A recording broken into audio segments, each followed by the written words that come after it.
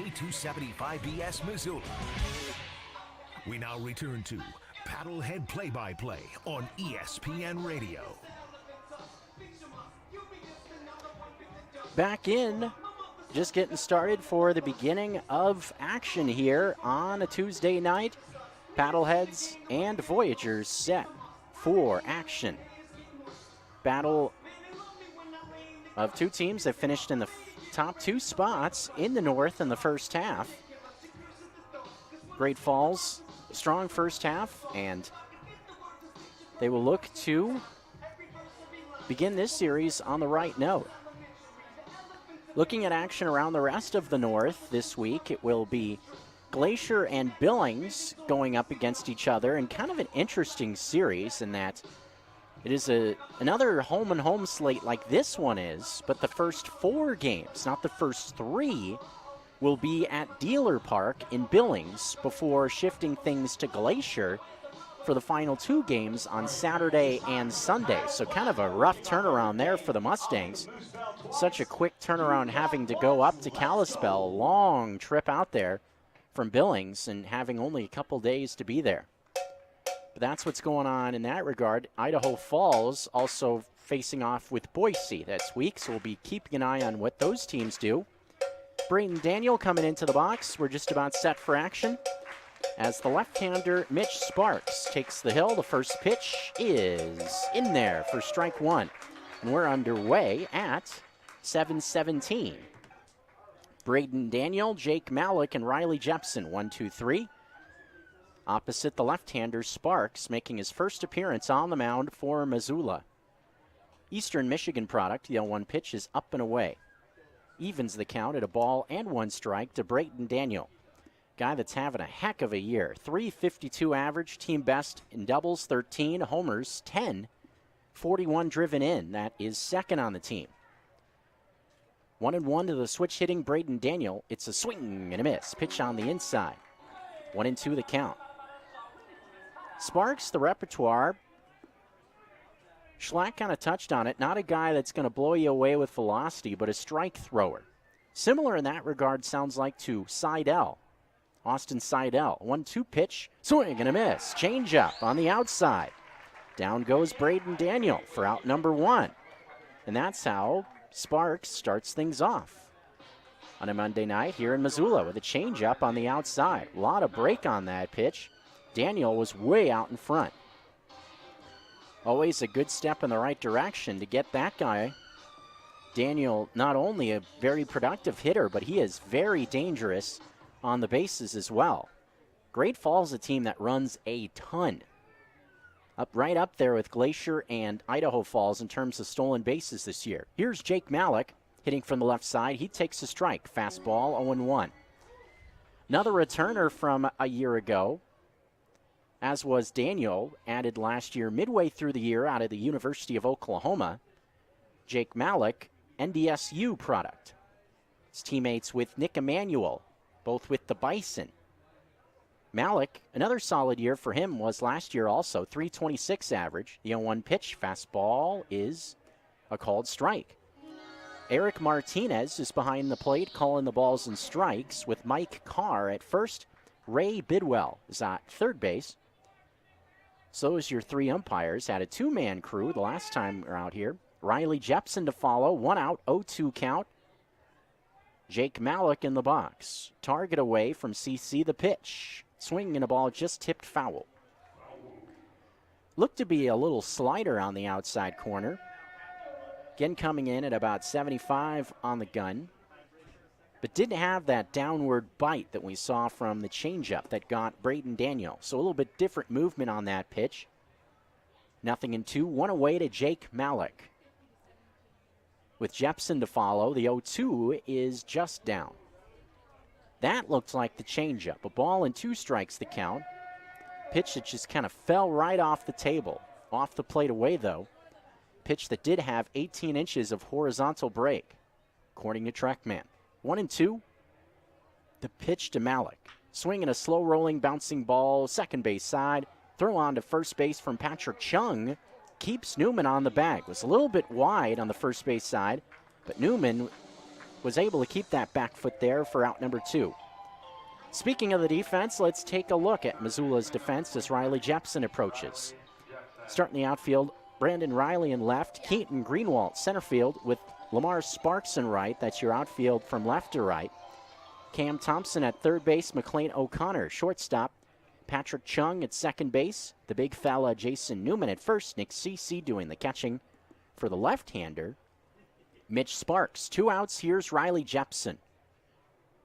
First pitch to Jepson, swinging a pop-up, foul ground, third base side, Thompson hustling over along with Cece, and Cece can't get it. In front of the dugout on the third base side. Probably a ball that Cece should have had for out number 3. Looks like he just kind of overran it on the third base side. Ball landed right behind him. Few paces in front of that Paddlehead dugout. 0-1 the count now on Riley Jepson. Had a stint on the IL, did Jepson, having played in under 50 games. But when he's been out there, he has been outstanding this year. The 0-1. Swing and a miss. Pitch on the outside. Jepson was out in front of it. 0-2. Going after that breaker on the outside part of the plate, Mitch Sparks looks to make it a quick 1-2-3 going through some pretty good Great Falls hitters. .399 average for Jepson, 12 doubles. 35 driven in. Jepson also a player that was around last year. Interesting resume coming out of the University of Texas at Tyler. Also is a Canadian native. BC, don't think of baseball with British Columbia. 0-2 pitch is a slow rolling ground ball foul. Paddleheads, for a short time last year, had a big first baseman out of Canada, Matt Workington. They called him Big Maple. Was signed after about a week, 10 days, by the Cubs last year. He was fun to watch play. Man, could he mash the ball. Just a big, strong dude. 0-2 pitch to Jepson. Swing and a miss. Breaking ball. Outside corner. Strike 3. That'll do it for this half inning. Slow ground ball, 2 Ks. Good way to start things off for the left-hander Mitch Sparks in his debut with the Paddleheads. We'll head to the bottom half of the first. No score. Matt Thomas, the right-hander, will take the ball for Great Falls after this.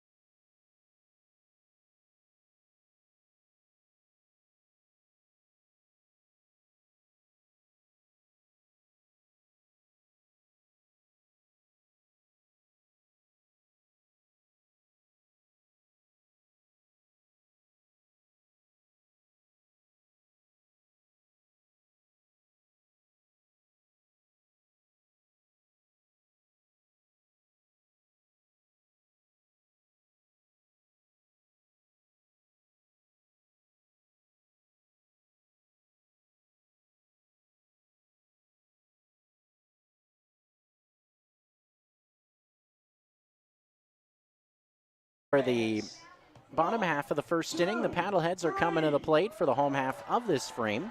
Will be Brandon Riley, McLean O'Connor, and Lamar Sparks coming up for Missoula. Opposite the right-hander out of Trinity University in Scottsdale, Arizona, Matt Thomas getting the ball tonight for Great Falls. Guy that's pitched in a couple of different roles this year. It's kind of been a trend with this pitching staff in general, seeing guys kind of bounce in and out of the rotation a little bit. Matt Thomas making his 15th appearance and 7th start. First pitch to Brandon Riley is up and away. Matt Thomas does throw pretty hard from the right side. Fastball in the low 90s with a good amount of run and downward bite to it. Thomas, ERA at over 7, as there's a check swing and a miss by Riley. Evens up the count. Has seen Thomas have some better success out of the rotation. Had a pretty good outing against a good offensive club, the Idaho Falls Chuckers, last time out. Just 4 hits allowed in 6 innings. The 1-1 pitch is off the plate. Makes the count 2 balls and a strike. Thomas, 48 innings, 29 Ks, an 0-3 record, and this is 15th appearance, 7th start. ERA at 7.13 for the right-hander. Take a look at the defense momentarily. 2-1 pitch, Riley spoils one foul, hitting that one the other way. As did a number of players offensively for the Paddleheads last week, a number of games where they struggled at the plate. Riley was one of them. Saw his average dip down to .317. McLean O'Connor also had a rough week. Out in Glacier, the 2-2 off the plate. 3-ball, 2-strike count to Riley. Sparks to follow, due up third in this inning with O'Connor to follow. What else is new? Brandon Riley in a 3-2 count with nobody out. No score, bottom 1. The payoff pitch, Riley takes off the plate, ball 4. Breaking ball, trying to get him to chase one off the plate away. Riley wasn't biting, and he draws the free pass. So McLean O'Connor will now jump into the box. Had a couple of games off in that 6-game set, did O'Connor. Seemed like all week he was just kind of trying to kickstart his bat, working on a number of different things. The first pitch from Thomas coming, and O'Connor takes in tight for ball 1. Fastball up and in. Connor did get on base a couple of times in the game on Sunday, a 6-3 win for Missoula. In a game where they really kind of got back to what they did best in a lot of ways. 1-0 pitch, breaking ball, called strike on the inside corner from Thomas. Looked like a curve right on the inside part of the plate, right on the corner. Good location from Thomas. The long ball played a big part, 3 homers in the win on Sunday. Also saw some great work from the pen down the stretch. The 1-1 pitch, another curve, called strike 2 on the outside part of the plate. So Thomas going inside out with that breaking ball last couple of pitches, and it's always a big shot in the arm for a pitcher if they can find success with a breaker early in the count. 1-2 pitches, a ball popped up foul. First base side, this one will drift out of play to even up the count.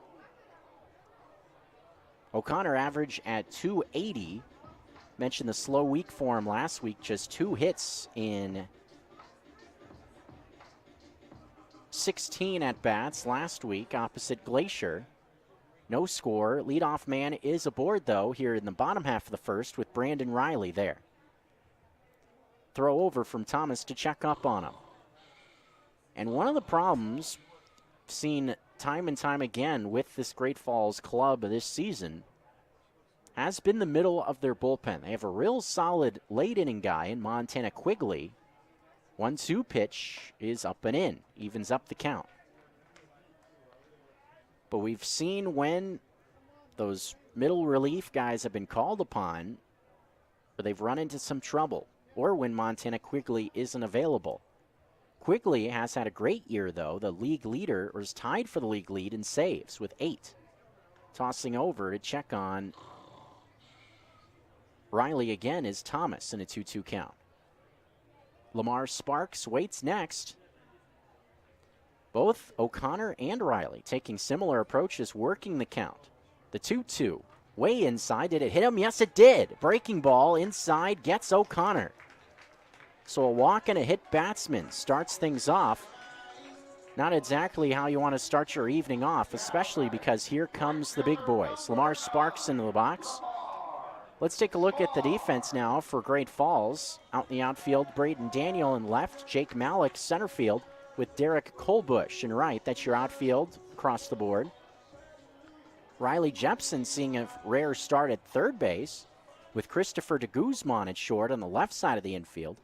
Colin Runge, the second baseman, with the big Chris Monroe at first. Lucas Polanco behind the plate doing the catching for Thomas. The first pitch to Sparks, swing and a foul.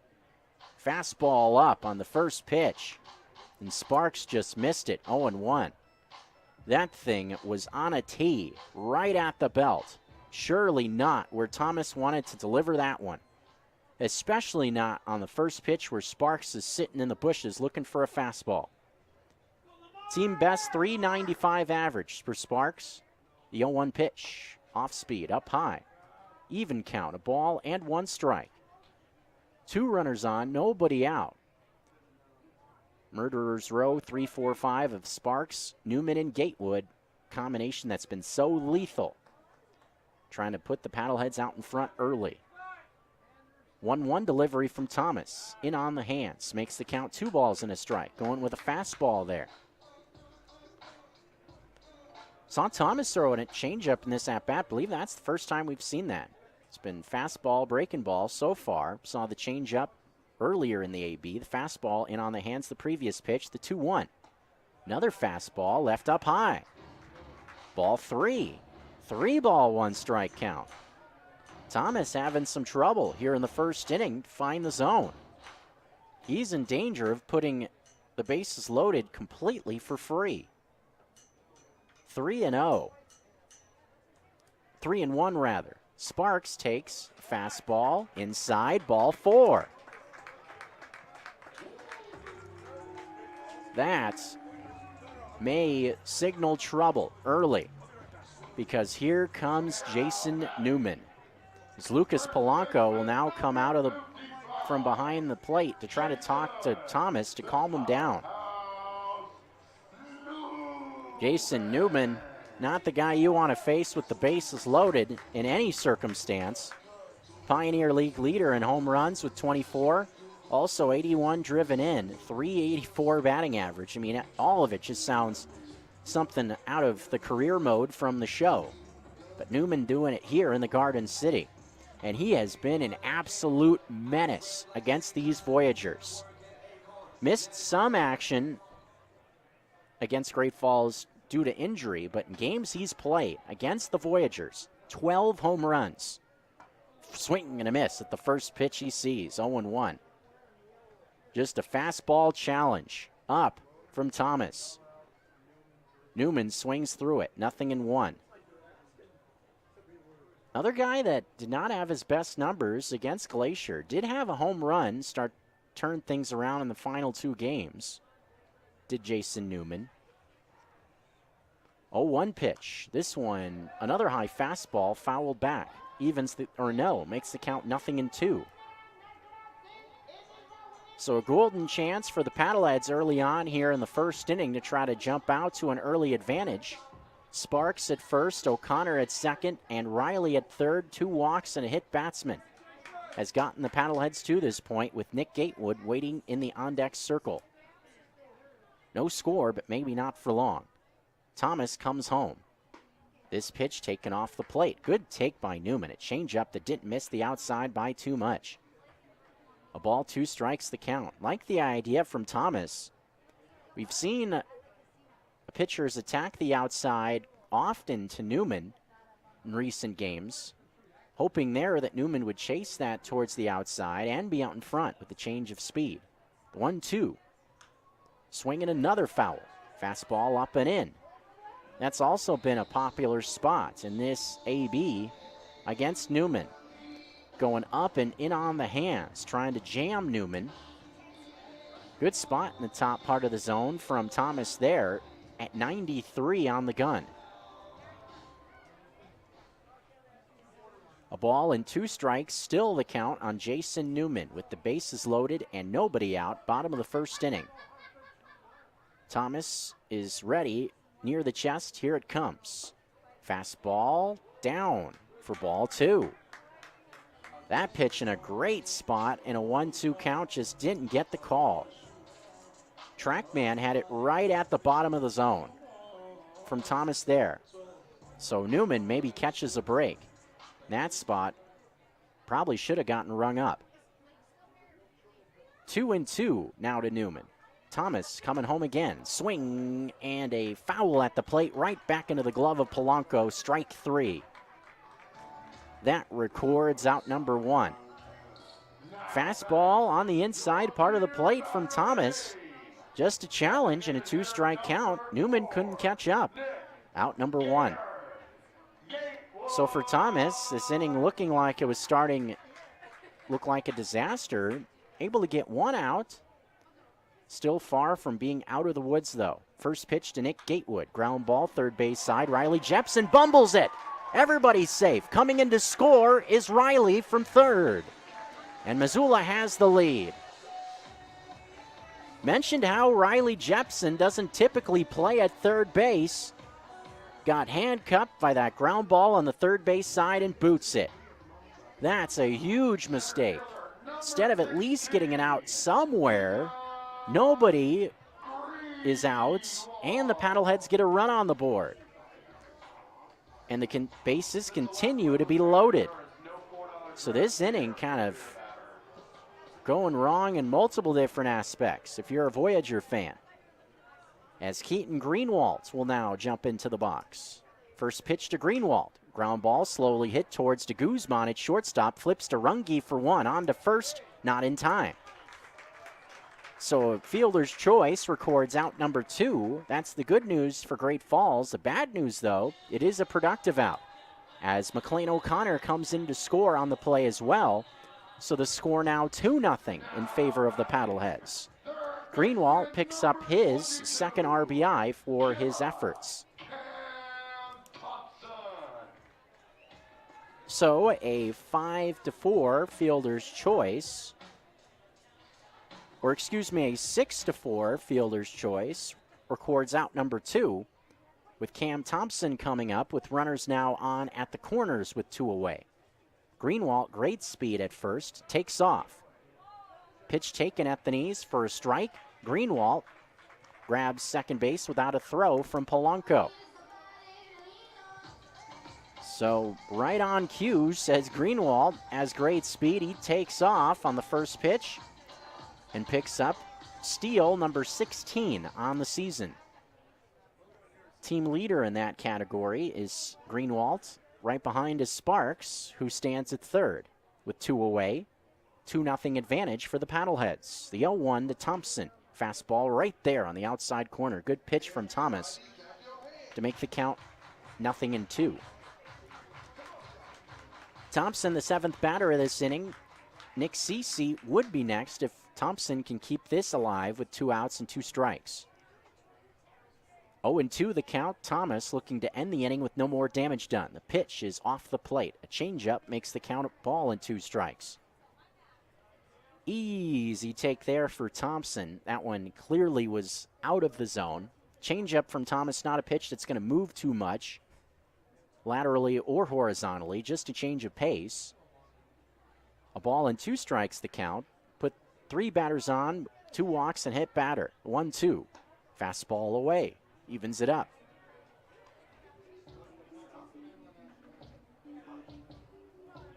So clearly the Paddleheads have had a pretty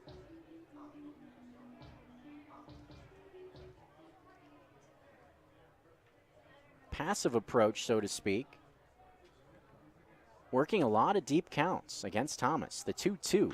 Line drive, base hit to left field. This is going to score a pair most likely. The throw coming in is late as Greenwald slides in underneath the tag. Ball bounces by Polanco as well, and that's a 2-out, 2-strike single from Cam Thompson.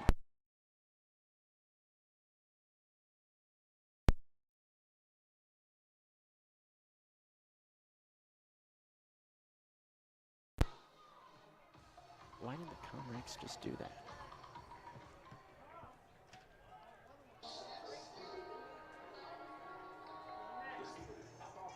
Now stepping into a box, catcher number 15, Nick CC.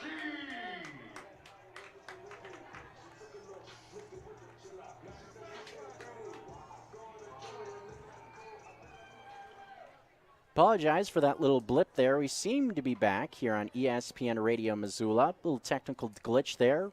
Still bottom of the first inning as Nick Cece, now in the box, swings and misses at the first pitch he sees.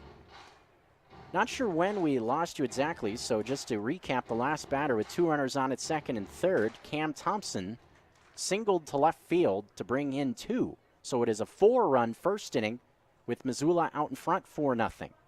0-1 to CC, a fastball on the corner, strike 2. Paddleheads finding a way so far to score 4, having only recorded 1 hit. It was the 2-run single from Thompson as CC hits it out to left center field. Shallow going out is to Guzman. Coming in is Braden Daniel. It's Braden Daniel that makes the play and left. Out number 3. But the Paddleheads score 4 in the inning. Matt Thomas set the table for Missoula with 3 free passes, and Missoula takes advantage. 4-0 lead early on. To the top of the second we go on ESPN Radio.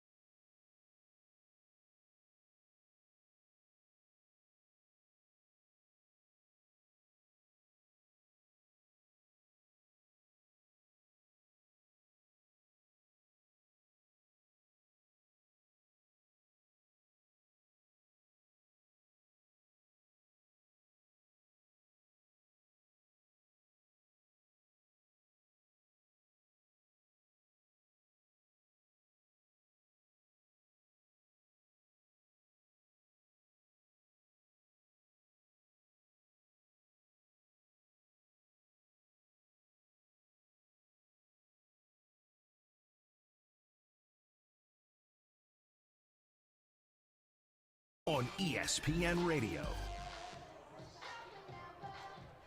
Back in here for the second inning here at Allegiance Field. The Paddleheads a great start in that first inning here at Allegiance Field, Ogren Park, jumping out to a 4-0 advantage. The top half of the first went well also for Mitch Sparks in his first frame on the hill. 3 up, 3 down, 2 strikeouts for the left-hander. He will face a left-handed bat, Derek Colbush. Start things out, Chris Monroe to follow, then Michael Deeb. 4, 5, 6 hitters in Tommy Thompson's order tonight as they look to answer early to the Voyagers. The first pitch to Colbush is a ball hit the other way, base hit to left field. Pitch in on the hands. Colbush didn't exactly crush it, but was able to poke it over the top of Thompson's head at third base. First pitch, Great Falls gets themselves a base runner, as Chris Monroe will now be the hitter. Monroe added to the roster when these two teams got together right at the end of the first half. Monroe, 6'5", 250 pounds, out of Central Michigan University. He's been pretty productive with the bat, has Monroe. First pitch, fastball, you bet. Strike 1 on the outside part of the plate. Monroe, 18 for 50 so far, so average over 300 in about 15 games for Tommy Thompson. 9 driven in, 3 doubles. 0-1 with nobody out. Colbush at first. Sparks sees this one fouled away. Bottom portion of the zone again. Now a 0-2 count. Michael Deeb, a returner from last year, due up next. Voyagers looking for a quick rebuttal after giving up 4 runs in the last half inning. Offense is one that can score a lot of runs in bunches. It seems like that's how they operate a lot of the times. We'll see a throw over to first from Sparks to check on the runner. Colbush at first. Colbush, guy having a very good rookie campaign. Adds to it with that base hit. Average well over 300. 338 coming in. The 0-2 pitch. This one, pop up.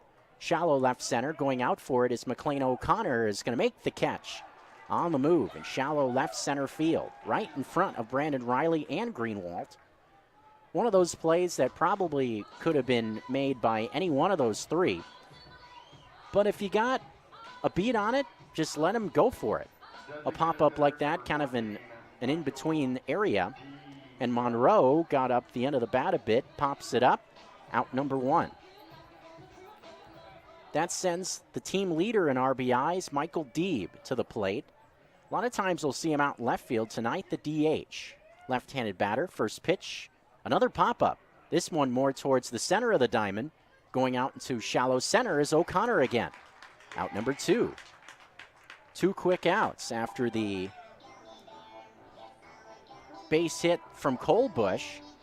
It's a good way from Sparks to be able to fight back, as Colin Runge will now come into the box. Finally, a right-handed bat. A lot of lefties in the order tonight. First pitch from Sparks. Sinking fastball, just misses the outside. 1-0 the count. Sparks looking for that shutdown inning after the offense gave him 4 runs of support. Not something we saw a ton of last week. Paddlehead offense, 1-0. Taken at the knees, strike 1. Another pitch with some sink right at the bottom of the zone.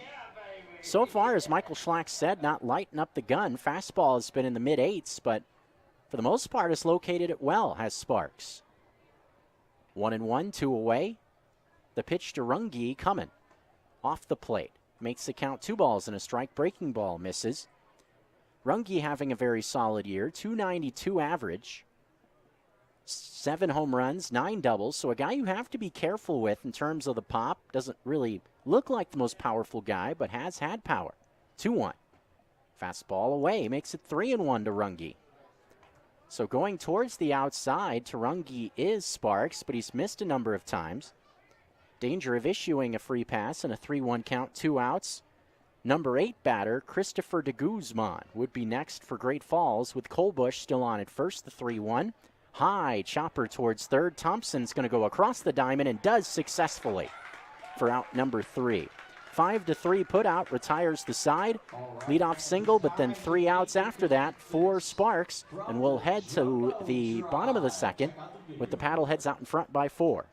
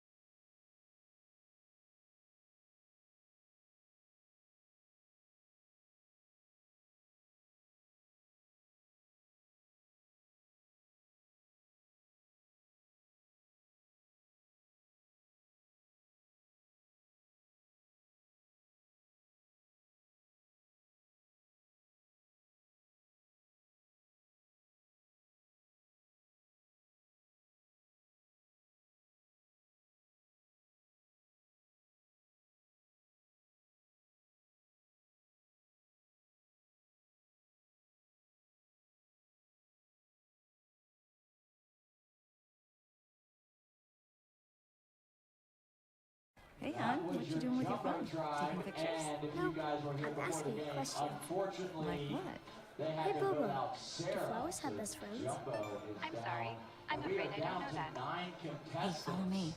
I want to show you something. Flowers do have best friends. Whoa. Some answers can only be found in nature. Discover the unsearchable. Visit discovertheforest.org to find a trail near you. Brought to you by the United States Forest Service and the Ad Council. Away from your radio? Stream Paddlehead Baseball live on 1029ESPN.com or on the TuneIn Radio app. Now, back to the ballpark. The Paddleheads send Patrick Chung to the plate to lead off the bottom of the second as we return to action. The first pitch from Thomas is up high, Matt Thomas. So we will see Chung. And then the top of the order in this half inning, Brandon Riley. Paddleheads send 8 batters to the plate in that first inning. 1-0, this one hit the other way, but foul. On the third base side to even the count. Patrick Chung has fit right in with this Paddlehead team, both on and off the field. He's had success at the plate. Also seems to be pretty popular with the guys in the clubhouse. Very personable guy. As Chung bunts it, third base side, high in the air. This one lands foul. We've seen Chung sprinkle that in with his approach at times, where he's tried drag bunt attempts. That's just one thing that you just got to think about with a hitter at the plate.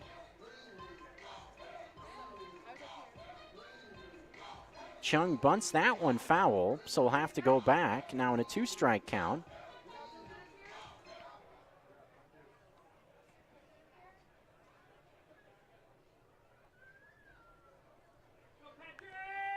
The 1-2 to Patrick Chung.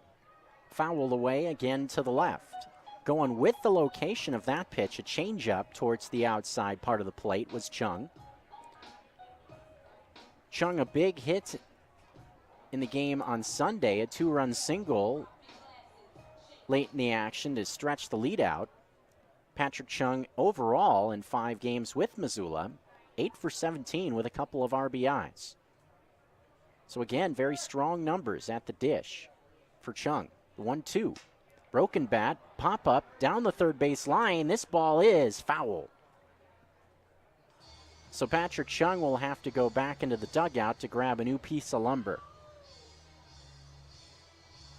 Looks like he had a second bat on hand.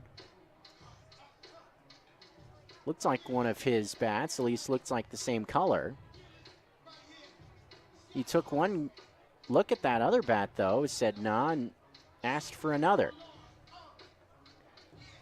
Now looks like he's got the bat he wants. Maybe the first bat he gave him was one he would more like to use in batting practice. That could be. Players oftentimes do that. A lot of times will pull out a bat that's maybe a little bit more beat up, and that's the one they use in batting practice. Brandon Riley, the man on deck, does that. The 1-2 pitch on the way is a slow-rolling ground ball towards Runge at second base. Has it on a clean hop, throws to first in time to record out number 1. So isn't it interesting?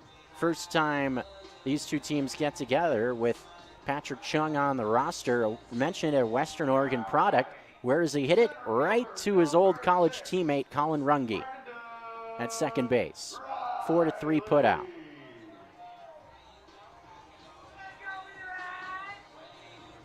Might be kind of fun. Austin Croson pitches in this series. Another Western Oregon guy. You see all 3 of them on both sides in the order. Brandon Riley now to the dish. He takes one low and in for ball 1. 4-0 advantage for Missoula. The Paddleheads started the rally right out of bed. Thomas kind of doing it for him, so to speak. The 1-0 to Riley. This one hit out the other way pretty well. Left field going at is Braden Daniel. This baby is gone. Brandon Riley going the opposite field to left. Showing off the pop. Break out the paddle in the hat. The lead is now 5 on the solo home run off the bat of Brandon Riley.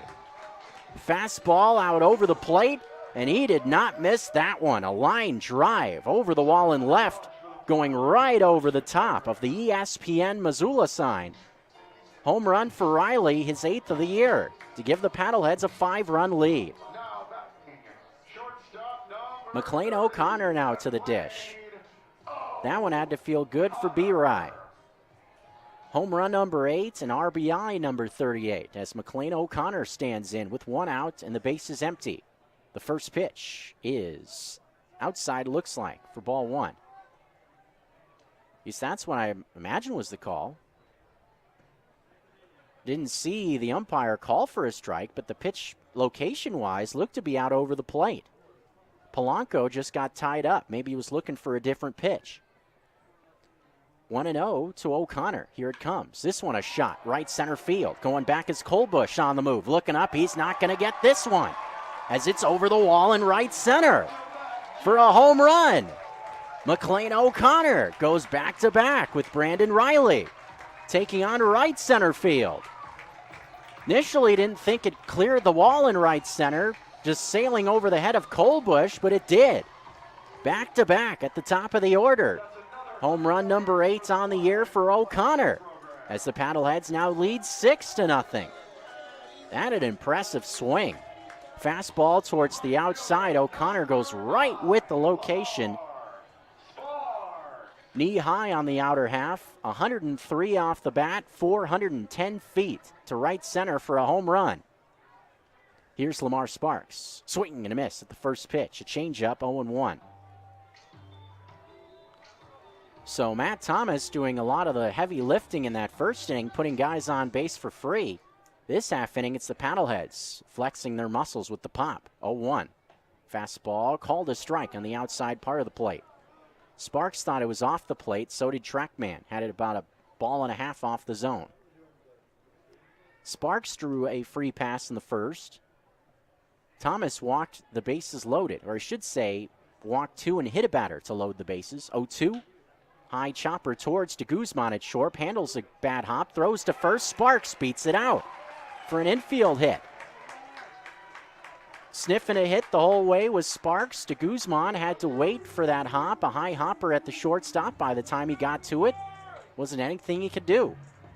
So that's 3 base runners in a row. Jason Newman will now jump in.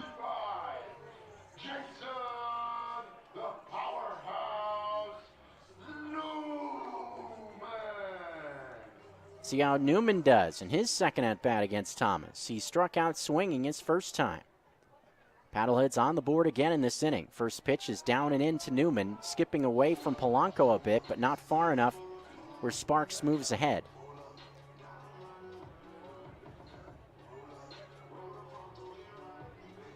Couldn't have asked for a much better start from this Paddlehead attack. First couple innings, they already lead by 6 here in the second inning. 6-0 the score. Sparks at first, 1 out. Toss over from Thomas, checks on him, and dives back into the bag safely. Looked like Monroe may have dropped that ball also at first. It was a relatively close play, but it looked to me like Monroe couldn't hold on to it. So it wouldn't have mattered, even if the tag was there in time. Another throw over, checks on Sparks again. Sparks very speedy. Mentioned how right up there with Keaton Greenwald's stolen bases. He has 12, trailing Greenwald by 3. The 1-0 to Newman. Swing and a miss. Change up. Fooled Jason Newman, was way out in front. As the count is evened up at a ball and a strike. Location-wise, that thing was right out over the plate by Thomas. So fortunate there that he fooled Newman with the speed. Pitch, bouncing ball, foul past Jeff Lyle, third base coach's box, towards the dugout. And yes, Mark Timmons did grab that ball. Wow. Timmons kind of leaned out over the dugout railing, stuck the hand out, and stabbed it. Mark Timmons, not on the mound, but still making a name for himself. Or he's kind of started to be known around the clubhouse. Old Timmy Turner, Mark Timmons. Uses that song as his walkout. Hip-hop track, 1-2 pitches, a line shot up the middle. Base hit by Newman. Change up again. Newman got that one. Base hit up the middle. Woof, 106 miles an hour off the bat. Matt Thomas, probably likely that ball didn't end up in somebody's pool out in Frenchtown. So here comes Tommy Thompson to the hill. Things have not been going well for Matt Thomas at all, first couple innings. 6 runs on the board, 5 hits, 4 of them coming in this inning, all in a row. Back-to-back homers to start it from Riley and O'Connor, then an infield hit from Sparks, and a ripped line drive up the middle by Newman. And that's going to start some bullpen activity right away for Great Falls as Brett Laura, a right-hander, is going to start getting loose in the Great Falls bullpen. So Thomas out there having some things shared with him from Tommy Thompson will now go back into the dugout. As Nick Gatewood will now come into the box with runners on at first and second and 1 out.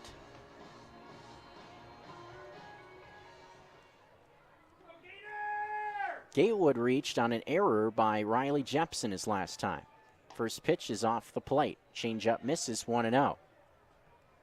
And touched on the struggles of this Great Falls pen at times. Last thing Tommy Thompson I'm sure wants to see is a starter go out early. 1-0 is a ball lifted foul off to the left. And when you see a bullpen have to eat up more innings early in a series also, start a week, puts your pitching staff kind of behind the 8 ball. Looking at rest, guys having to be stretched out, that sort of thing. Thomas will step off the mound and chase Sparks back to second base. The inning began with back-to-back home runs to extend the lead out to 6. 6-0 the score, 1 out, 1-1 delivery. Gatewood takes up and away. 2 ball, 1 strike count, a changeup that wasn't even close. Keaton Greenwald's would be next, barring a double play ball. I'm sure Matt Thomas is just begging for one of those here to try to stop the bleeding. 2-1, ground ball towards Runge on the second hop, flips to De Guzman, that's 1, on to first, double play. So Thomas has his prayer to answer in this half inning, but not before the Paddleheads extend the lead. Back-to-back homers makes it 6-0 Missoula. We are headed to the top of the third after this.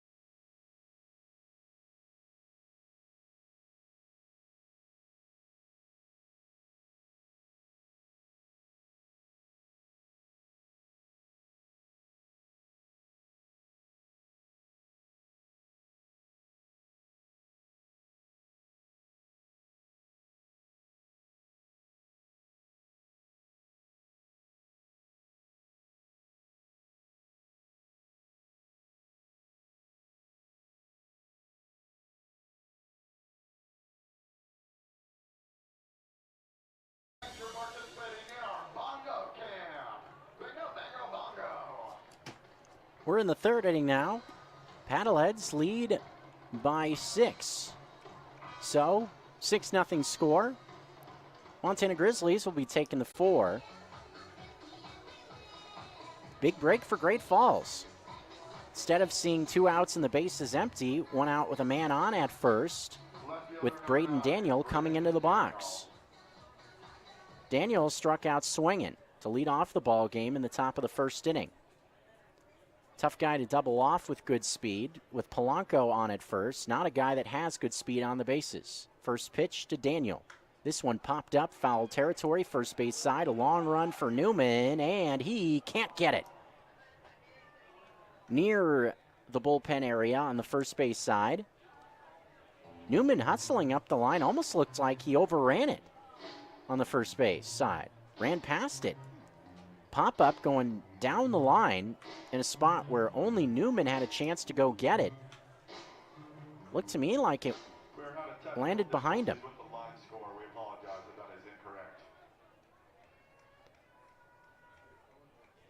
So the count now 0-1 to Brayton Daniel with one out. Back into the box now, hitting from the right side. Sparks to the plate. Ground ball, foul again. Towards Timmons in the dugout once again. As Timmons wants to have his name called even though he's not on the mound. He has pitched well in recent games. Old Timmy Turner. Mentioned the song he used from the walk-up. It's by the artist Designer. For folks not up on current hip-hop. The 1-2. Checks his swing. Pitch near the top of the zone, but called the ball. Good pitch there from Sparks. Count now at a ball and 2 strikes with one out. Trackman did have it at the very tip-top part of the zone. Just didn't get the call he wanted, did Sparks. Pitch with 2 strikes again. Line shot up the middle. Coming in is Keaton Greenwald. Dives, and did he come up with it? No, he did not. Base hit for Brayton Daniel. It's a sinking line drive in center field. Greenwald did all he could, laying out trying to make the catch, but he just could not quite get there. Brayton Daniel has a single with one out to put 2 runners on now. So Great Falls getting a couple of runners on with the deficit where it is at 6-0 here in the top of the third. Base runners are your best friend trying to erase the deficit. I mentioned it, this Voyager offense is one that likes to get a rhythm going. Get 4, 5, 6 guys in a row on base at a time. Put big crooked numbers up. The first pitch to Malik. Swing and a miss. Slider. Bottom part of the zone, 0-1. Jake Malik way out in front of that pitch. Bounced out to Patrick Chung, did Malik his first time. Paddleheads would take another ground ball here to induce a double play potentially. Malik does run well out of the box. The 0-1. Broken bat, pop fly, caught by Chung near second base. Almost right behind it for out number 2. Sounded like a broken bat as well from Jake Malik, who is retired for the second time, hitting it towards Patrick Chung. This one in the air for out number 2. Got jammed by that fastball in on the hands, broke his bat. I guess you could say that Malik could drive 55. Hitting the ball there. Exit velo was 56 on that little pop fly. Here's Riley Jepson with 2 runners on and 2 outs. First and second. The runners are in this spot with Polanco, the lead runner. The first pitch to Jepson. Fastball, strike on the inside portion. 0-1. So far, so good for the left-hander Sparks. By my count, he's only been in 1 3-ball count so far against these Voyagers hitters. Always a good thing to be ahead. The 0-1 is on its way. And this one misses the outside.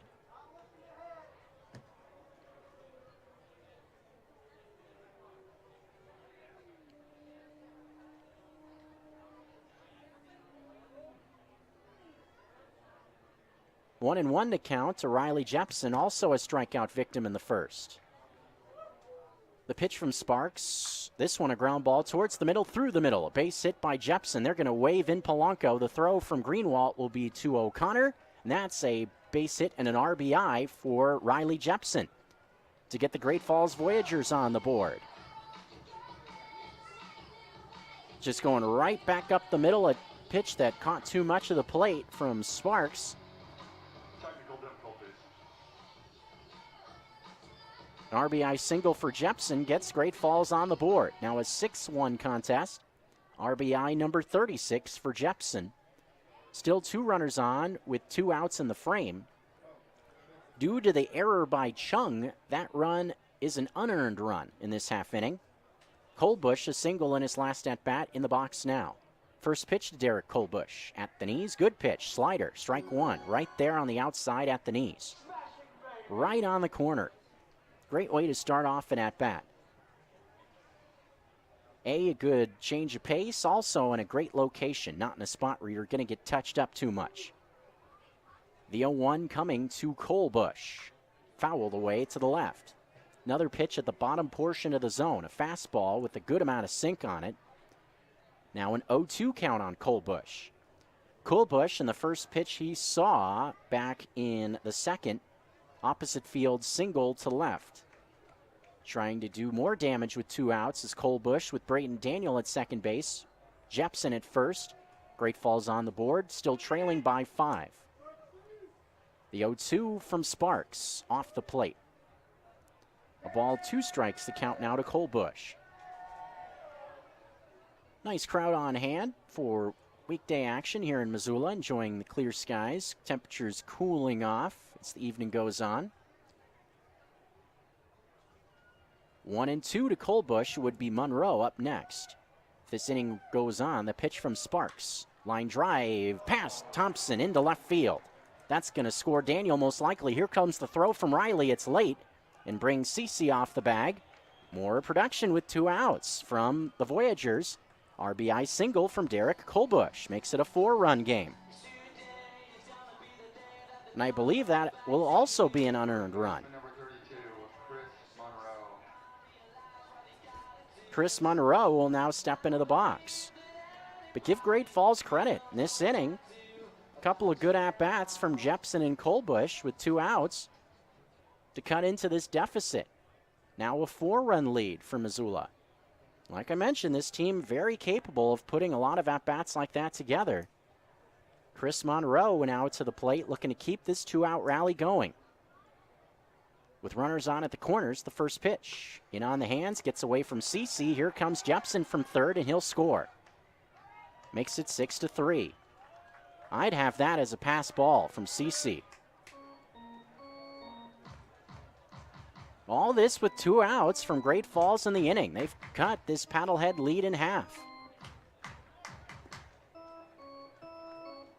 And indeed, that will be a pass ball called on Cece. Pitch was inside from Sparks, but not that far off the plate. Surely one that Cece should have had.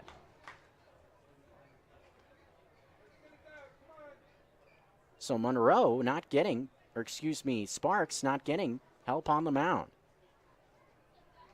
1-0 to Monroe.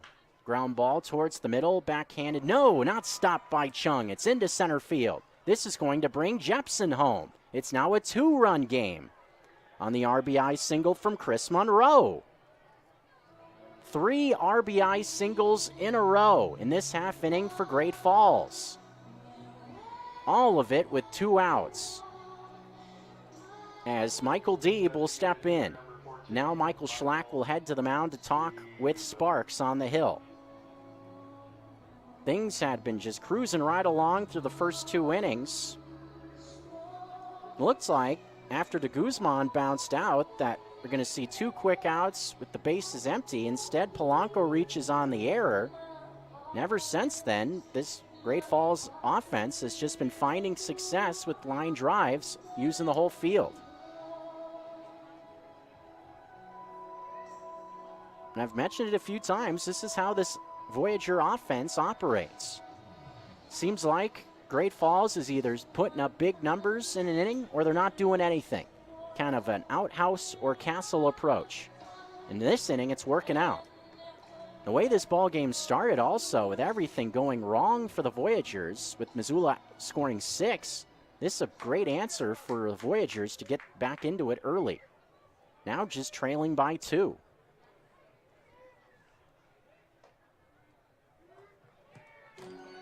First pitch to Michael Deeb, a strike on the outside part of the plate.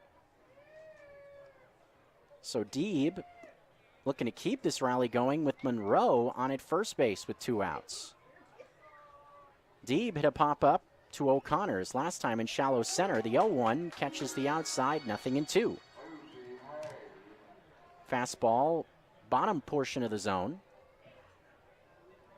3 hits in a row from Jepson, Colbush, Monroe. Bringing in runs. Also had a wild pitch, or excuse me, a pass ball bringing a run. The 0-2 off the plate. Slider misses, makes the count a ball and 2 strikes. Mentioned some of the other games going on in the north. Got Boise taking on the Chuckers, Idaho Falls, and the Range Riders and Mustangs in action. We'll check in on those ball games when we have a moment. 1-2. Sparks trying to end the inning. Monroe takes off. That's a swing and a pop-up. Right behind the mound, O'Connor has it for out number 3.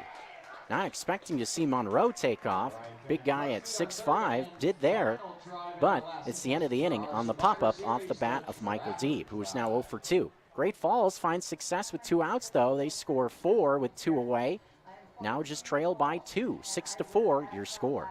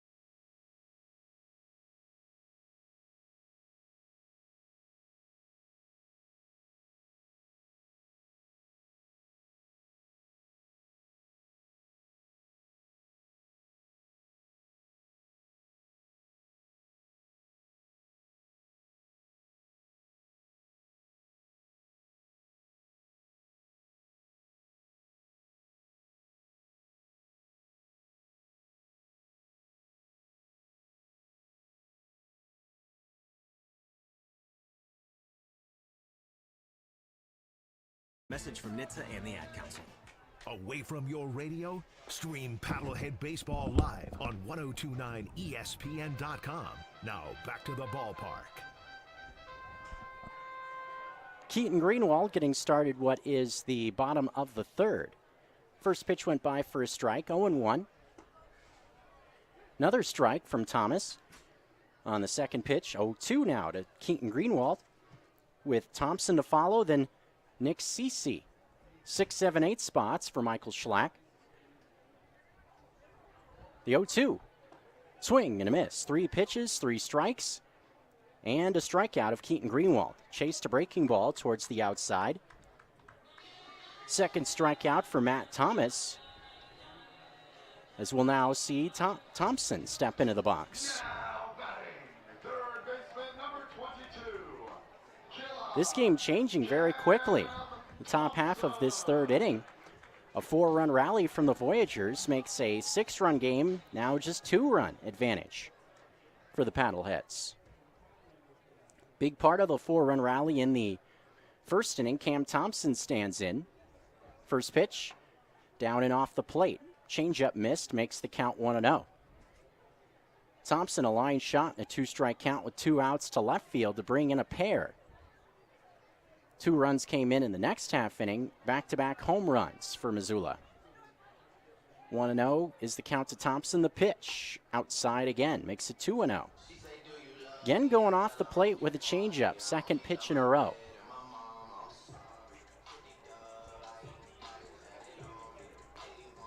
And all the action for Great Falls with 2 outs. So by my count, all the runs would be unearned as Thompson fouls off the 2-0 pitch. So remember, in that last half inning, with Lucas Polanco at the plate, the catcher with 1 out, bounced one to Patrick Chung, the second baseman, who threw it wide of the bag. Jason Newman at first, that would have been the 2nd out of the inning.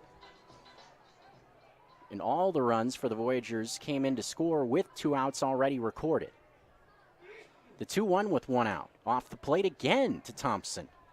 Another changeup makes it 3-1. So for whatever reason, Thomas just can't find the location with the changeup in this at-bat with Thompson in the box. Trying to reach with one out with Nick Cece on deck. 3-1 pitch from Thomas. Bottom part of the zone. No, it's off the plate. Ball 4. That time going with the fastball, but missed in a real similar spot where we saw him miss to start that at-bat. So a free pass to Cam Thompson with one out here in the third inning. Nick Cece now to the plate. Cece hit a fly ball out to Braden Daniel in his last at-bat, relatively shallow left field. Daniel came in and made the catch on the move. First pitch, Cece hits one out down the right field line, hooking into foul ground. This ball is out of play as it lands beyond the bullpen, just below the Blackfoot party deck. I got a rare opportunity to hang out down in the Blackfoot party deck last night. Very nice evening. Michael Schlack touched on it in the pregame. Peter Davis and his wife Susan hosted a fabulous seafood dinner for the whole team last night, me included. 0-1 pitches, a ball hit right to de Guzman, and one hop flips to Runge. That's one on to first, and that's a twin kill and double play. Just like that, the inning is over here in the third. We'll head to the top of the fourth. 6-4-3 double play ends the inning. Paddleheads lead by 2. 6-4 is the score. I am Jeff Laporte, an orthopedic surgeon and the medical director of the Missoula Bone and Joint Surgery Center. I am here to welcome you to our new state-of-the-art facility in Missoula, Montana. Since we opened, the feedback from our patients has been very positive. Our goal was to build a facility that helps us provide the best surgical services by increasing access to patient care and also providing high-quality orthopedic surgical services. In addition to the usual outpatient procedures we have done for years, we can also offer joint replacement surgery and spine surgery with the option of an overnight stay. Research shows that patients' outcomes are better if they return home soon after surgery. Our board-certified orthopedic surgeons, anesthesiologists, and support personnel are committed to providing the highest quality of care at our new state-of-the-art facility at Missoula Bone and Joint Surgery Center. Missoula Bone and Joint. Quality care from people who care.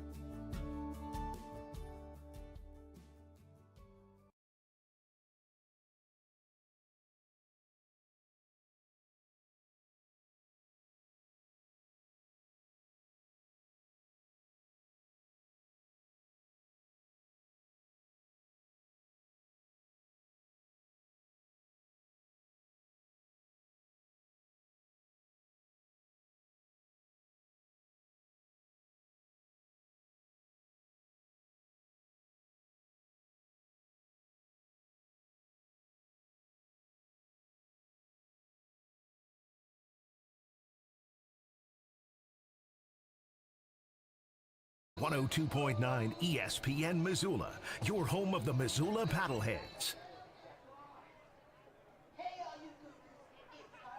Back in here, we're about ready to start things off in the fourth inning. Colin Runge will start it off for the Great Falls Voyagers.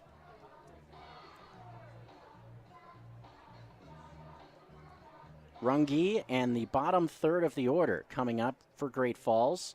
Runge, de Guzman, and Lucas Polanco as Sparks looks to bounce back after giving up 4 runs in the last inning. First pitch, swing and a miss. Out in front was Runge there. Pitch at the knees, 0-1.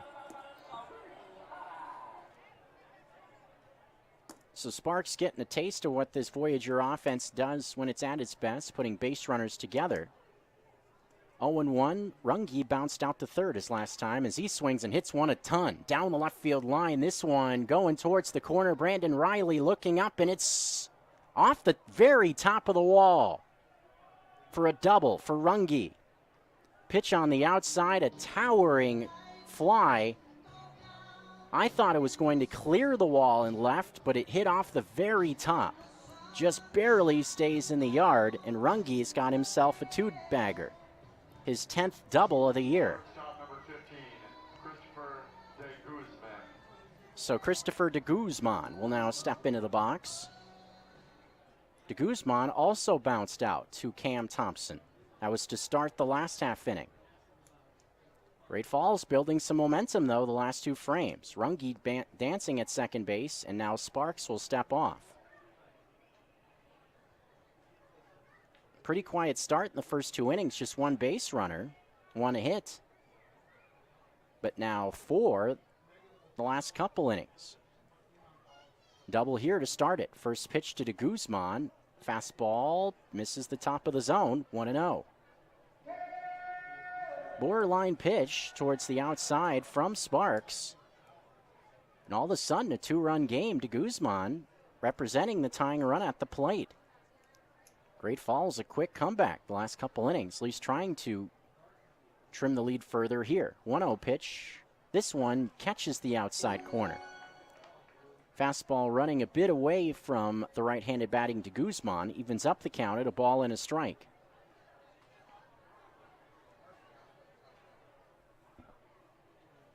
Lucas Polanco, the number 9 batter, due up next. Leadoff double from Runge. He stands at second base. Dancing at second is Runge. The 1-1 pitch. Swing and a miss. Couldn't catch up to a fastball towards the inside part of the plate. A ball and 2 strikes the count. Fans will be looking for a K here. Big Creek Coffee Company jitter inning. Fans going to free cup of coffee. 1-2 pitch comes. This is a swing and a miss to Guzman. Strikes out on a slider on the outside part of the plate, and the fans get the K they're looking for to record out number 1 here in the top of the 4th inning. If an opposing player strikes out in the top of the 4th, free cup of coffee thanks to Big Creek Coffee Company, coffee roasters. So that's a good bounce back from Sparks after giving up the double to start the inning, as Lucas Polanco will now stand in. Ball must have just gotten under it a hair, did Runge, when he was in the box. Pitch on the way to Polanco, a bouncing ball foul. Look out as it hops towards those tents in the grassy knoll on the first base side. That's where the 10 contestants this week, taking place the next 3 days, this being the first, competing in the Survivor Series. One of those 10 or now 9 contestants will win Paddlehead season tickets. Already had 1 contestant voted off before the game tonight. Runge takes off. Throw down to third base from CC is not in time. So Runge is stolen base at third. Aggressive approach, was dancing around. Finally just takes off. Got a great jump. That's a big 90 feet to get if you're the Voyagers, to get a runner on at third in less than 2 outs. Gets now a ball put in play by Polanco in this spot, could potentially get a run in. Where a ground ball to, let's say, the second baseman with a man at second would just move a man over to third base instead of bringing him home. 6-4 game, Paddleheads lead it, the 1-1 to Polanco. This one a ball fouled off to the right. Now a 2-strike count to Polanco with the runner at third, less than 2 outs. Obviously a strikeout situation for Colin Runge. Moves up to second base. That was his 13th steal of the year. Ranks third on the team behind Jake Malik and Braden Daniel. The 1-2 fastball away evens up the count. And I mentioned it, this Great Falls team, one that runs a lot. Coming into the game tonight at over 100 steals as a team. Been caught 25 times. Big part of their game. 2-2 pitch, 1 out. Braden Daniel due up next, the pitch. This one a ground ball to the right side. Chung's only play will be to first to record out number 2. That's where that stolen base comes into play because Colin Runge is now in to score. Just a 1-run advantage now for the Paddleheads at 6-5 on the RBI ground out from Polanco. Now batting number 9, Braden Daniel. Braden Daniel now to the plate with 2 outs and the base is empty, but with a run in for Great Falls in the top of the 4th. It's now been 5 unanswered after the Paddleheads started things out, up 6-0 in the first 2 innings. The first pitch to Braden Daniel. Fastball towards the outside, but off the plate, 1-0. Action at Dealer Park. They're already in the 7th inning. 5-1 lead for the Mustangs over the Glacier Range Riders. The 1-0 to Braden Daniel. Check swing, missed down and in. Change up, 2-0. Boise Hawks, Idaho Falls Chuckers also scheduled to be in action. Looking at the Pioneer League website, not seeing a score. We'll check around social media just to confirm that game is happening or not. Could be having problems with their scoring app. The 2-0 pitch is on the inside, 2-1.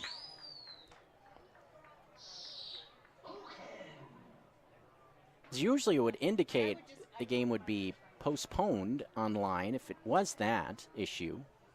So we'll check around, see what we can find on that Boise and Idaho Falls game. 2-1 pitch with 2 outs. Daniel takes outside again. 3-1 now the count. Slider not close. Sparks in danger of putting the tying run on base here in the top of the 4th inning with Jake Malik waiting on deck with 2 outs. 6-5 is now the score. Missoula out in front. The 3-1 to Braden Daniel is popped up, foul ground, first base side. This one will drift out of play, right below the party deck. Takes a wicked hop, ends up kind of bouncing in front of the party deck, more towards the watering hole, Jack's Pub. Almost went straight to the right. Not sure what it hit for it to go that way. But now a full count to Daniel with 2 outs. Here's the payoff from Sparks. In the dirt, ball 4. Pitch misses badly, an easy take for Braden Daniel. As the Voyagers look for more success with 2 outs now with another man on base. Jake Malik will now be the batter. Malik hasn't seemed to pick up the left-hander Sparks very well. There is some activity going in the Paddlehead bullpen now as well in this inning with Nate Boyle, the right-hander, up and throwing. Jake Malik has hit the ball twice to Patrick Chung, both for outs. Ground ball in the first, broke his bat, popped it up in the third. First pitch, Malik takes right down the pipe for strike 1. I mean, right out over the plate. Right at the belt on a tee. Malik evidently not looking for that. Looks like an off-speed slider. Tying run in his 6-5 game is on with good speed. Daniel with 22 steals there, the 0-1. Swing and a miss. Pitch at the bottom of the zone. Slider again. Malik swings right through it. Sparks looking to make sure it's just the 1 run in this inning.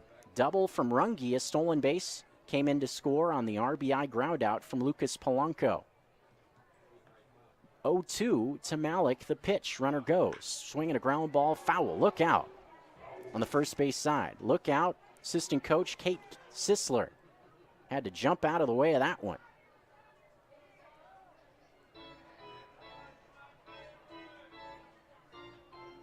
Count is still 0-2. Jason Newman checking on Sisler. Kind of had to do a little dance step out of the way of that one. Sharply hit off the bat of Malik, 100 miles an hour off the bat.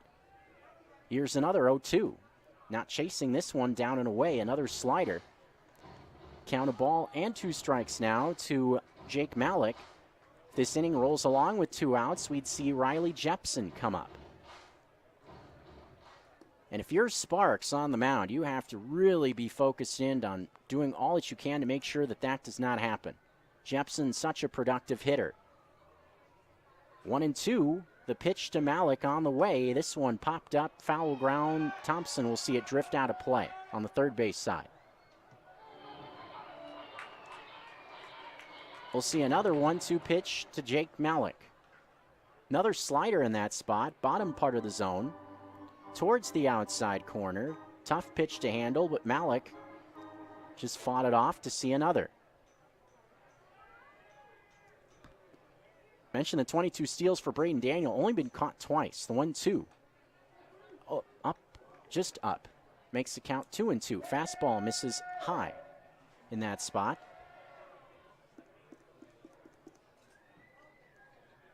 It's been 5 unanswered in a row. The last 2 innings, 3rd and 4th for the Voyagers. They trail 6-5. Runner goes again. The 2-2 ground ball, first base side, past Chung and into right field. That's a base hit with 2 strikes for Malik. That'll put runners on at the corners. Just hit to the right spot off the end of the bat by Malik in that situation. Not a hard hit ball whatsoever. Just kind of slowly grounded through the right side. Seemingly was bouncing that way for an eternity. But with where Patrick Chung was playing, didn't have a chance to get it. And now, tying run at third base, 2 outs. Here's Riley Jepson with runners on at the corners.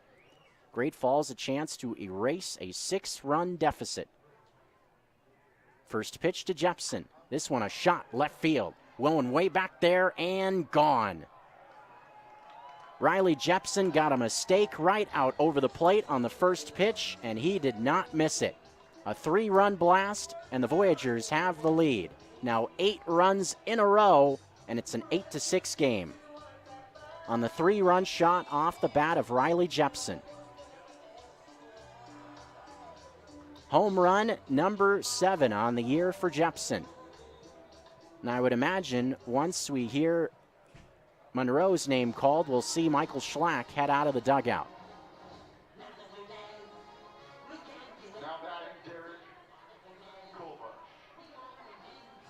And I beg your pardon, it's Colbush coming up to the plate, not Monroe. His spot due up next. And 2-out success has been a huge part of it as well for Great Falls, with 7 of their 8 runs coming home in the last 2 innings with 2 outs recorded. The first pitch to Derek Colbush, lefty-lefty matchup, is cut on and missed, 0-1. So it being a left-handed batter in the box, Colbush could be a big reason why Sparks was left out there. 0-1 with 2 outs. Here it comes. Colbush bounces one foul. Past Sisler this time. Good start for Colbush at the plate, despite being at a disadvantage facing the left-handed pitcher. 2 singles for Colbush. Last one brought in a run in the 3rd inning. Great Falls, the last 2 have scored 8, and they lead all of a sudden. The 0-2 delivery. Swing and a miss at a slider towards the outside corner. That ends the frame. 2 Ks in the inning for Sparks, but gives up a 3-run home run to Riley Jepson with 2 outs, and that allows the Great Falls Voyagers to take the lead.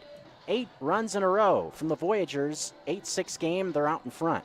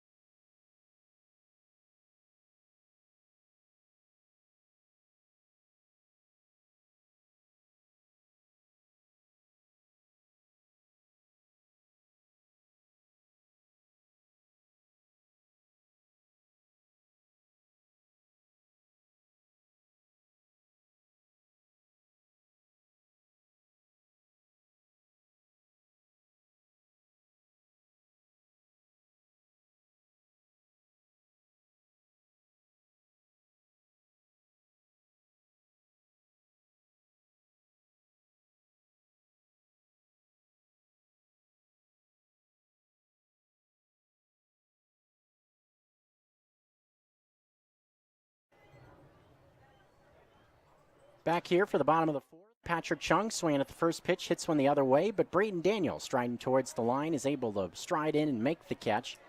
As we return here in the bottom half of the fourth inning on ESPN Radio, Patrick Chung now 0 for 2.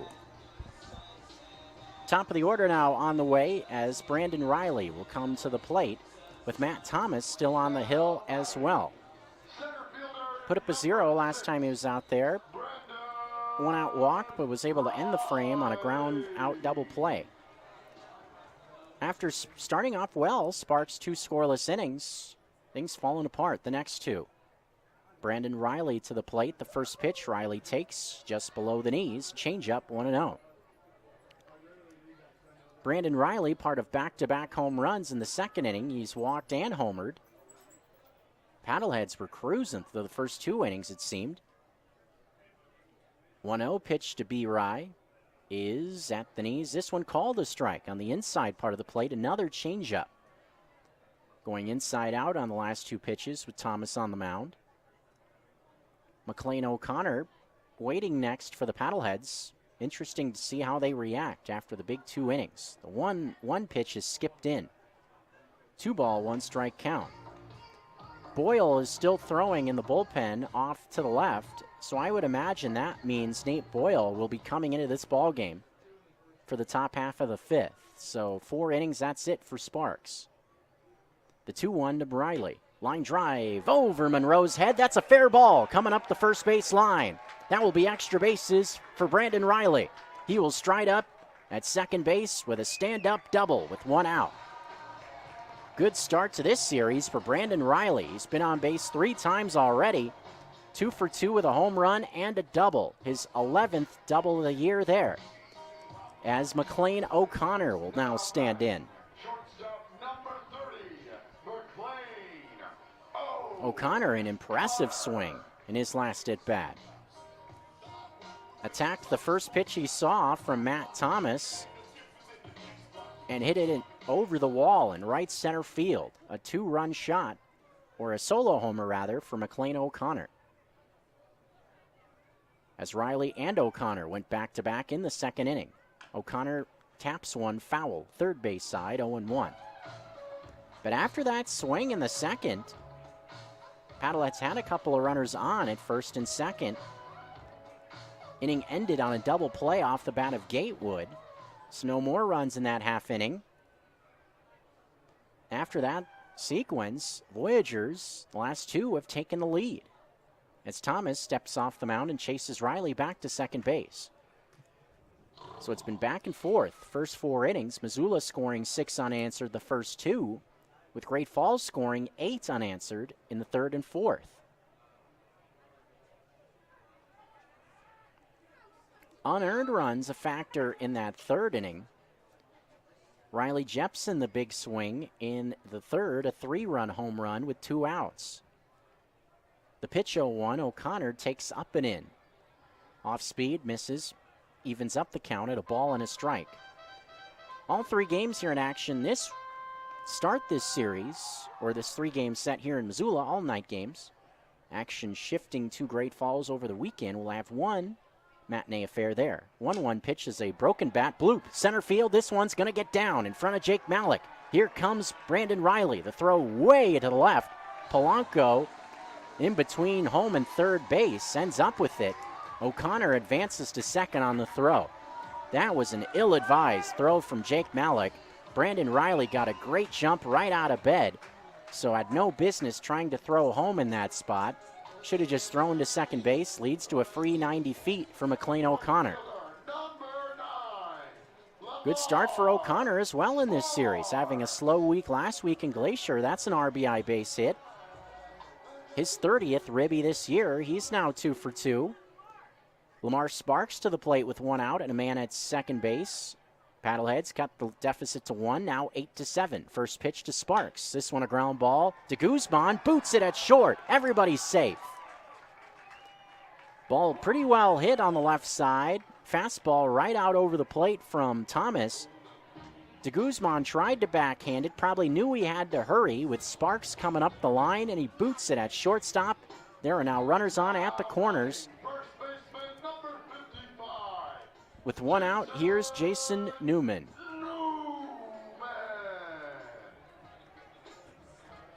I have to check what the scorer thinks about that previous play. I could see it going either way. Ball was hit deep in the hole, so you could make the argument that Sparks was going to beat it anyway as Newman swings the first pitch, hits it right to de Guzman. Runge for one, on to first. Monroe has it. That's a double play. 6-4-3. That ball crushed off the bat of Newman, but right into the defense, and the Voyagers escape with just the 1 run in. Paddleheads get 1 run. 8-7 the score now. Voyagers out in front. 5th inning is on the way on ESPN Radio. New to Missoula, your home improvement company offers.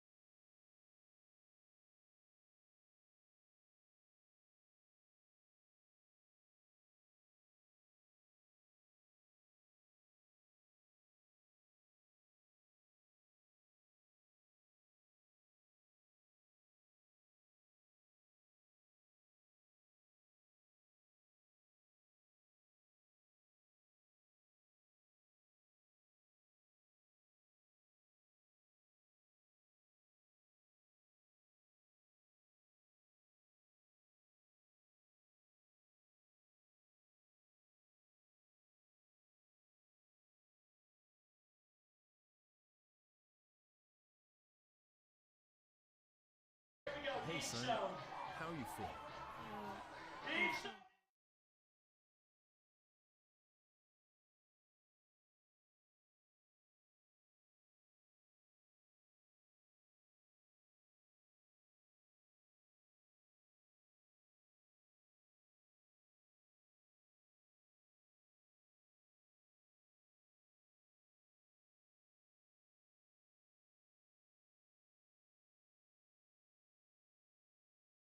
– 102.9 ESPN Missoula. A 1-run game as we return here in the 5th inning. Great Falls Voyagers and Missoula Paddleheads on ESPN Radio and GoPaddleheads.com. Glad to have everyone with us. Jeff Safford in the booth. Nate Boyle, as I anticipated, will come on to pitch out of the bullpen. So the night is over for Sparks after 4 innings. Final line for the left-hander Sparks. 4 innings, 8 hits, 8 runs. 6 of those runs were earned. Struck out 4.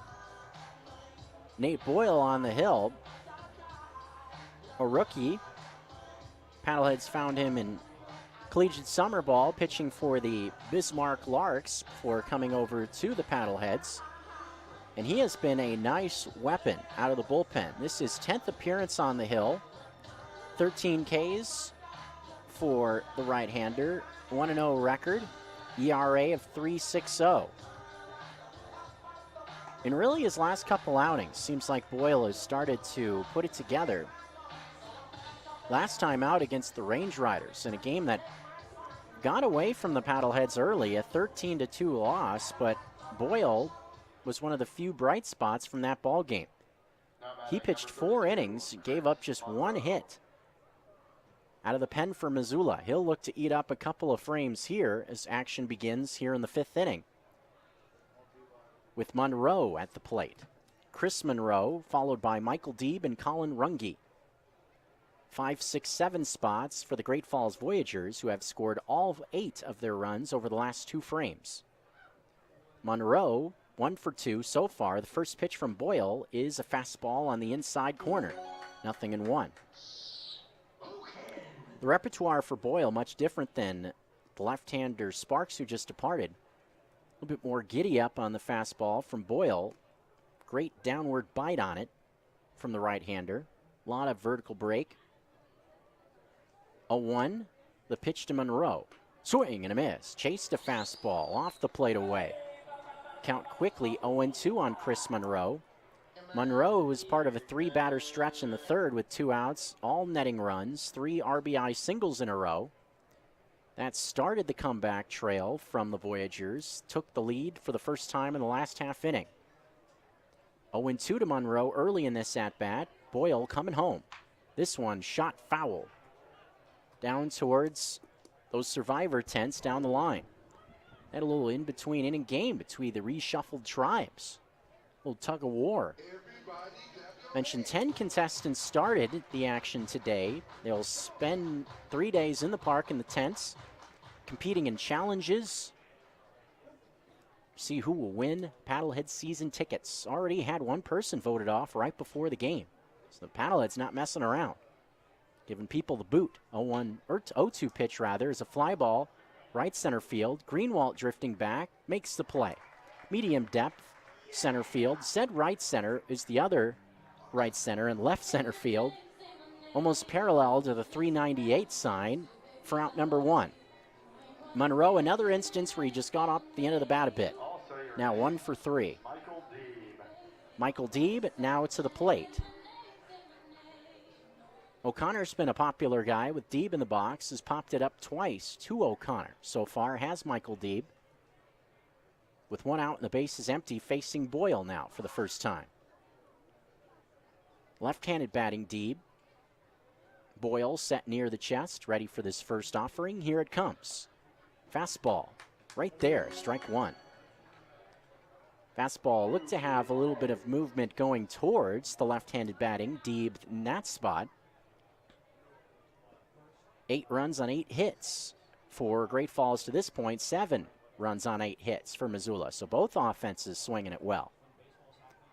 0-1, Boyle to the plate. Swing and a miss. Pulled the string well, did Boyle there. Off speed, a changeup on the inside corner. Michael Deeb was way out in front. When I say way in front, I mean way in front. Count now 0-2. Runge to follow. Boyle pausing a bit. Here it comes. Pop up, foul, out of play. Third base side. This Voyager offense, for the most part, one that is a free swing and attack. Like to attack early in the count. Saw that with Sparks on the mound. Oftentimes these Voyagers hitters having success early in the count. That, and if they're ahead in the count, they'll hunt for fastballs. Well, the Voyagers. 0-2. The pitch to Michael Deeb. Swing and a miss. Got him with the changeup on the outside corner for out number 2. So good start for Nate Boyle. First 2 batters he faces retired. And with the bases empty, we'll see Colin Runge come into the box.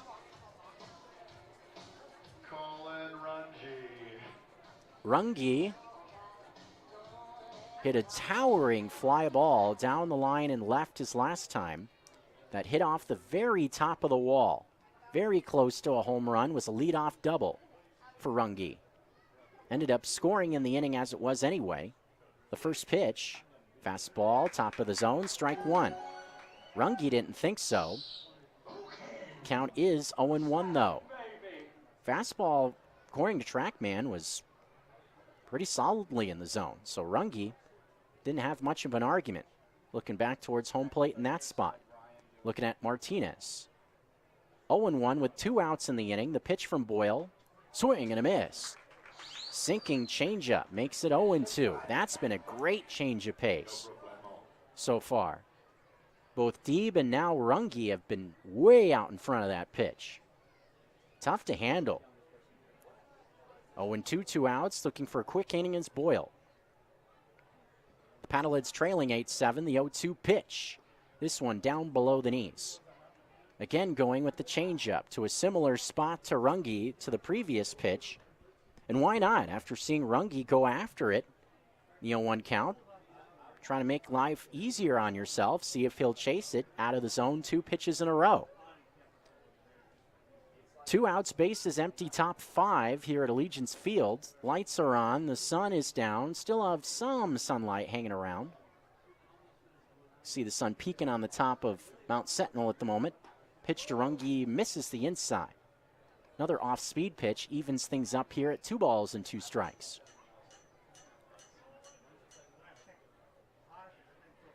Two away in the inning, looking to keep the Voyagers off the board. This half is Boyle on the top of the 5th, and an even count to Runge. The pitch, swinging a ball fouled off to the right.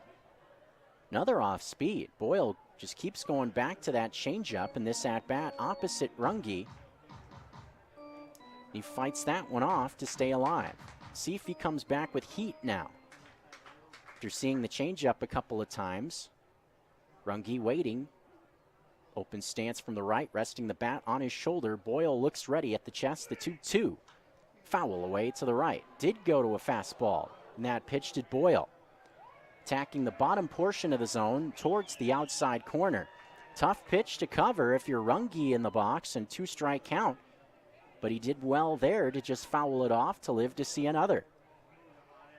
8-7 lead for Great Falls. Trying to keep this inning alive is Runge at the plate for Christopher de Guzman, who waits next. 2-2. Boyle is ready for another. Here we go. Another foul to the right. So Runge just keeps on battling up there at the plate. Scrappy little guy is Runge. Him and left-hander Austin Croson are good buddies. They seem to visit with one another whenever they get together. Do played at Western Oregon. Also part of pro ball in the state of Oregon.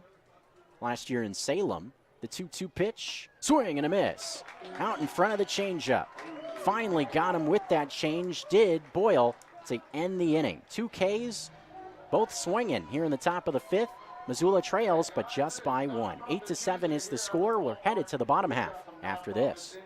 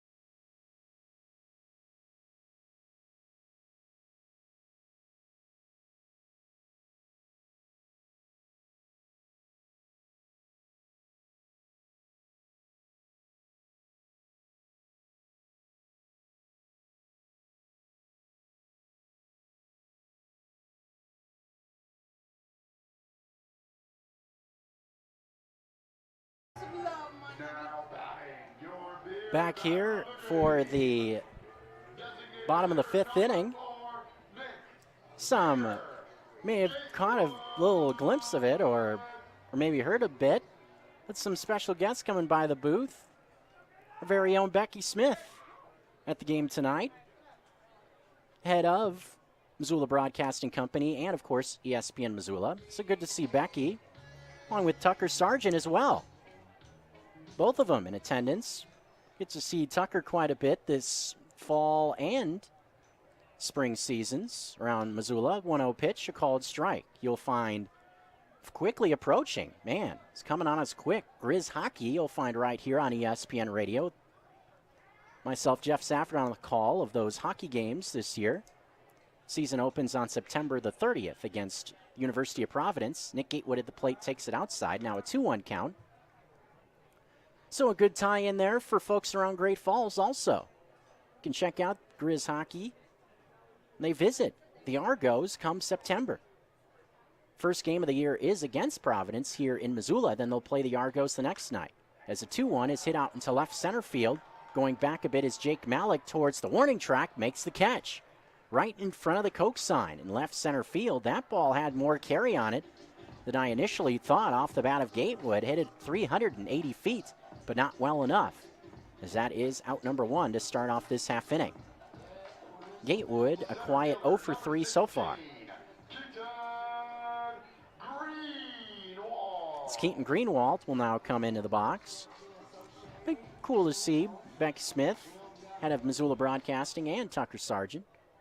Tucker, busy guy, runs the Grizz hockey program as the GM, does a lot of the recruiting, that sort of thing. First pitch fouled off, and is also the head coach of the Grizz Lax team, Montana lacrosse squad. A heck of a year they had this spring. Did Grizz Lax, made it all the way to the Final Four of the national tournament in MCLA. A 1 pitch is called strike to Greenwald, bottom of the zone. Makes it quickly 0-2 on Keaton Greenwald, who is 0 for 2, struck out swinging against Thomas. Was still out there on the mound here in the 5th with the lead, despite having given up 7 hits and 8 runs. 0-2 pitch, strike 3 called. Fastball towards the outside, gets the call. Greenwald didn't like it. Trackman had it off the plate, but that was strike 3. A K for Matt Thomas, who looks for a quick 5th inning. After the Voyagers went down in order in the top half of this frame, Cam Thompson now to the plate. Good start, first couple of at-bats for Killa Cam. A free pass drawn in his last at-bat, the 3rd, drove home 2 in the 1st with an RBI single. That's not just all, again, touching on that Grizz lacrosse team. Success all that last year. Vast majority of that team will be back as swing and a miss on the first pitch to Thompson. 0-1. Team that featured multiple all-conference guys, even an All-American, with Carson Burrill, a defensive player. So a lot of success. We'll be hearing a lot from Tucker Sargent in the coming months right here on ESPN Radio. The 0-1 pitch, swing and a miss. Fastball on the inside part of the plate to Thompson. Almost looked like Thompson was out in front of the fastball. The inside came in with plenty of velo for Matt Thomas at 93. Looking for his first scoreless, or I should say, first 1-2-3 is Thomas. The 0-2 pitch just off the plate. Fastball on the outside, did not get the call. That one looked to be closer to the outside corner, to the pitch that was to the right-handed batting Greenwald that was called a strike, just to the opposite side of the plate with the left-handed batting Thompson in the box. 1-2 to Thompson. Outside again, no question about that one. Polanco having to reach to the right to get to that. Even count now with 2 outs, 2 strikes, bottom 5, bases empty, 8-7 lead for the Voyagers, with Nick Cece in the on-deck circle hoping to get a chance if Thompson reaches. Even count at 2, Thomas is ready, setting at the chest, the pitch. Ground ball into the glove of Thomas, bobbled it a bit, flips it underhand to Monroe, and it is a 1-2-3 inning. So a strikeout, ground ball, and a fly ball, checking all the boxes. Matt Thomas in this inning, and we roll on to the top of the 6th in a 1-run game, 8-7 the score.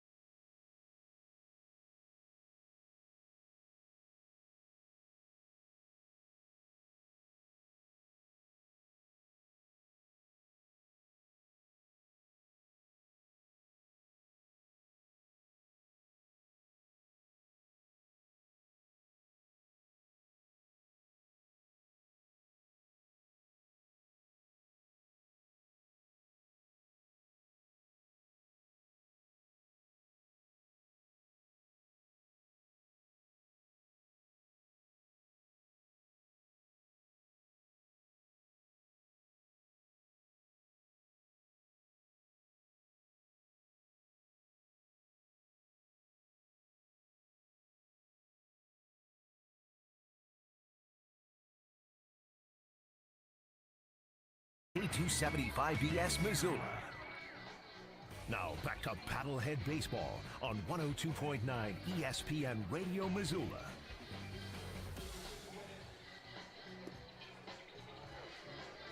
Back in here for the beginning of the 6th inning here on ESPN Radio Missoula. Glad everyone has decided to join us here. Along with on the radio side, got you on GoPaddleheads.com as well. Nate Boyle will be out for his second inning of work. He will face the 8-9-1 batters in this half inning with Christopher de Guzman leading things off. Lucas Polanco to follow, then Braden Daniel. It's kind of how he's introduced in Great Falls when he comes to the plate. De Guzman. Always like that one. De Guzman, 0 for 2 so far, strikeout swinging back in the 4th inning. That was against Sparks.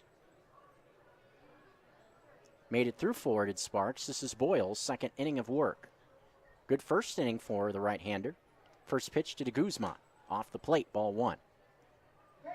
Boyle in that 5th inning, 2 Ks and a fly ball. 1-2-3 went down the Voyagers, as did the Paddleheads in the 5th inning.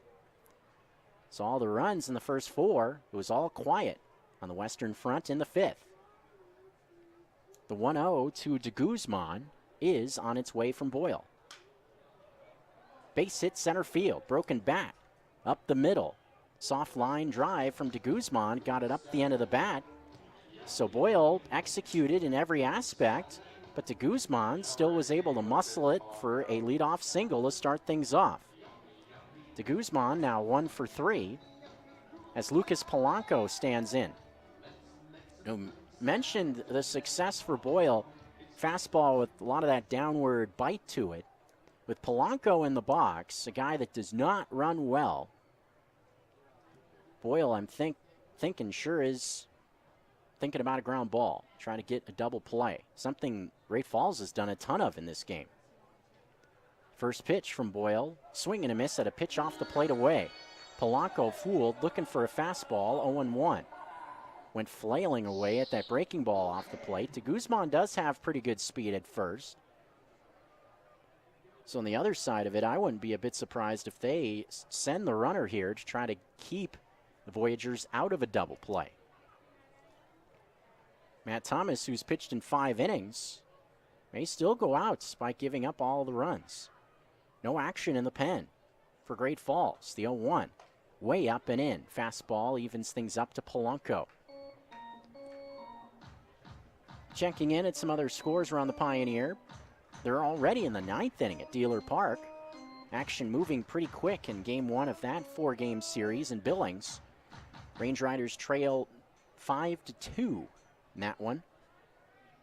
NoCo Owls and Vibes also in action. That's a tie game in the 8th. Here we're in the top of the 6th, 8-7 lead for Great Falls. Boyle ready for the 1-1 pitch. Here it comes. Swing and a miss. Fastball with some sink. Polanco is behind it. Makes the count 1-2. Fastball, bottom part of the zone, right on the inside. Polanco did knock in a run in his last at-bat. Ground ball to the right side. Chung's only play was to first with Colin Runge on at third base at the time. A ball and 2 strikes the count to Lucas Polanco. Boyle ready. De Guzman a fair size lead, and Boyle's going to step off. Maybe trying to knock the rhythm of De Guzman on the bases off a bit, try to keep him as close to the bag as he can in this situation. With nobody out, leadoff man Braden Daniel due up next. Boyle ready for a 1-2 pitch. Here it is. In the dirt, snap throw back to first. De Guzman just beats the throw. Count even at 2. That was pretty close. Nick Cece caught De Guzman leaning off the bag at first. A pitch in the dirt, and Cece almost picked him off. Pitch was a changeup, the previous pitch that missed down below the knees. So the count now evened up at 2 to Lucas Polanco in a 1-run game here in the 6th. Setting near the chest is Boyle. Here it comes 2-2. Fastball, strike 3 on the inside corner. Right in on the corner. top part of the zone. Nasty pitch from Boyle to record out number 1. That was a great pitch from Boyle. Borderline right on the corner in a great spot in a 2-strike count. Even if it was called a ball, well executed pitch by Boyle to record out number 1. As Braden Daniel will now come into the box. Daniel has been on base twice. Walk and a single. 1 for 2. He struck out in the first inning.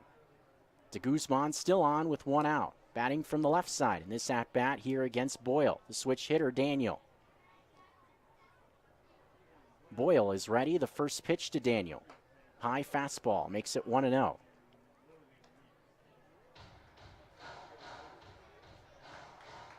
Vast majority of the at-bats see Daniel come from the left.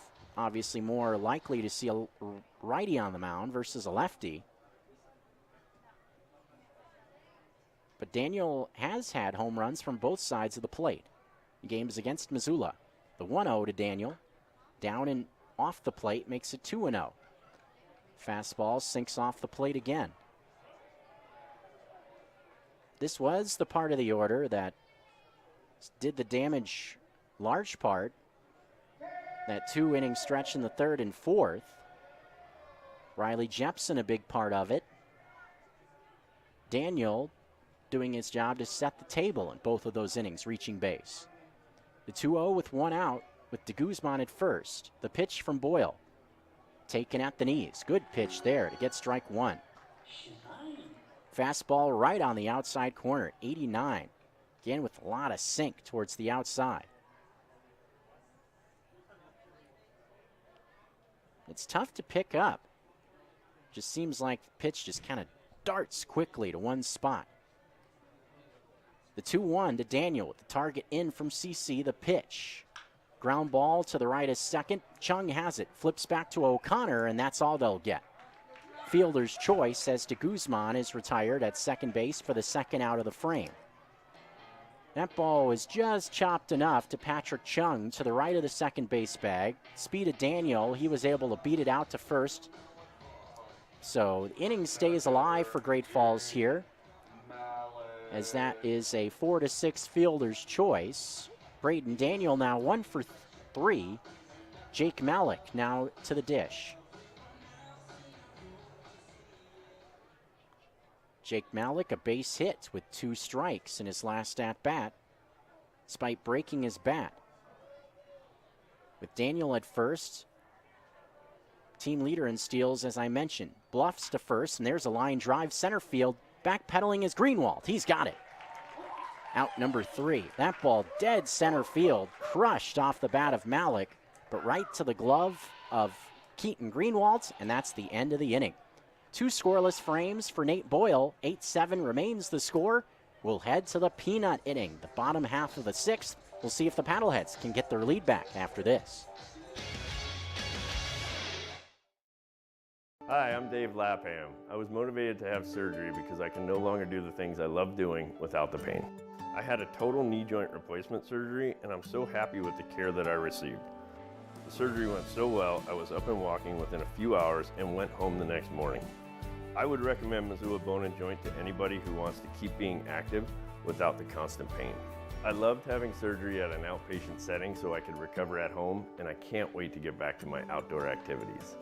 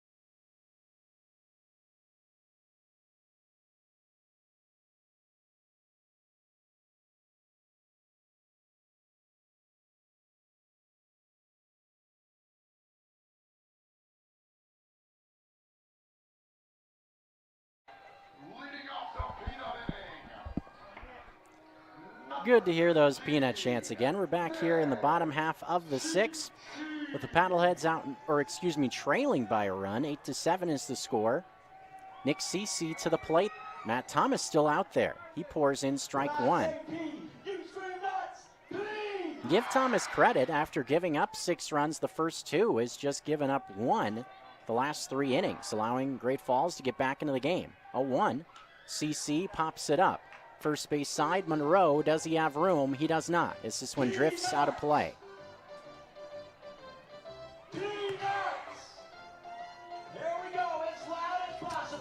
Nick Cece hitless in his first 2 at-bats. And the big thing that's kept Matt Thomas in large part in this game is a double play ball. He's gotten 3 of them in each the second, third, and fourth innings. 0-2 to CC, ground ball right to Monroe on the second hop. He'll take it to the bag himself on the second hop for out number 1. Quiet 0 for 3 so far for Nick Cece. As Patrick Chung will now come into the box. Chung hit one down the left field line in his last at bat. First pitch he saw to lead off the second inning. And he flew out to Braden Daniel, start that frame off. First pitch to Patrick Chung. Line drive, shallow left field. Coming in as Daniel makes the catch on the move for out number 2. Sinking little bloop line drive to left. Didn't get down quick enough for allowed it to be caught, or to drop in, I should say, as Braden Daniel makes the catch. It's 2 very quick outs recorded. And if you're the Voyagers, you're thinking early on about having to go to the bullpen early. Matt Thomas has stretched this start out a lot further than, frankly, I expected him to go. Touched on the struggles of this bullpen, so I'm sure that's a big reason why he was kept out there. Looking for another 1-2-3 here in the 6th inning. First pitch to Brandon Riley is a fastball that misses away. Chung is 0 for 3 now. Great success for B-Rye at the plate. He's 2 for 2 with a home run and a double. Doubled in his last at bat. 1-0 pitch is outside again. 2-ball, no strike count. We've seen guys swinging early in the count, CC and Chung, record outs, but it seems like the Paddleheads have had their most success against Matt Thomas working the count, letting pitches go by. Brandon Riley reached on a walk in his first at bat. Has been on base 3 times. 2-0 pitch, hit the other way down the left field line. This one hooks foul. Now is Riley's approach when he homered in his at-bat in the second inning. Took on left field, an impressive swing for Riley.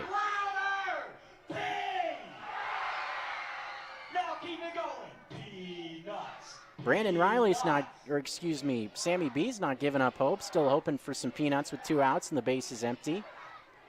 Brandon Riley in a 2-1 count, 8-7 lead for the Great Falls Voyagers here in the bottom of the 6th. Pitch from Thomas, up and in. 3-1 now the count to Brandon Riley. There is some action going in that bullpen for the Voyagers. Looks like Ethan Swanson is up. Or it could be Becerra, one of the 2. 3-ball, 1-strike count with 2 outs to Riley. The pitch from Thomas is low and in, ball 4. Brandon Riley reaches for the 4th time against Matt Thomas. That will give McLean O'Connor a shot. Another guy that's having a good night at the plate. McLean O'Connor was the man that got the Paddleheads on the board the last time. An RBI single in his last at-bat, a little bloop up the middle. Here comes Tommy Thompson. He motions to the pen. I believe this will be the end of the road for Matt Thomas with 2 outs here in the bottom of the 6th inning.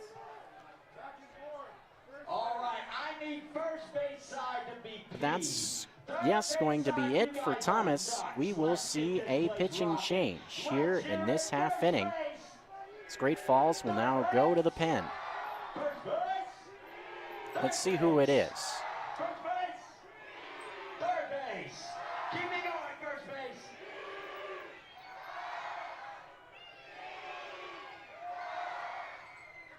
fans getting into the peanut chants here at Allegiance Field, Logan Park, hoping for some success.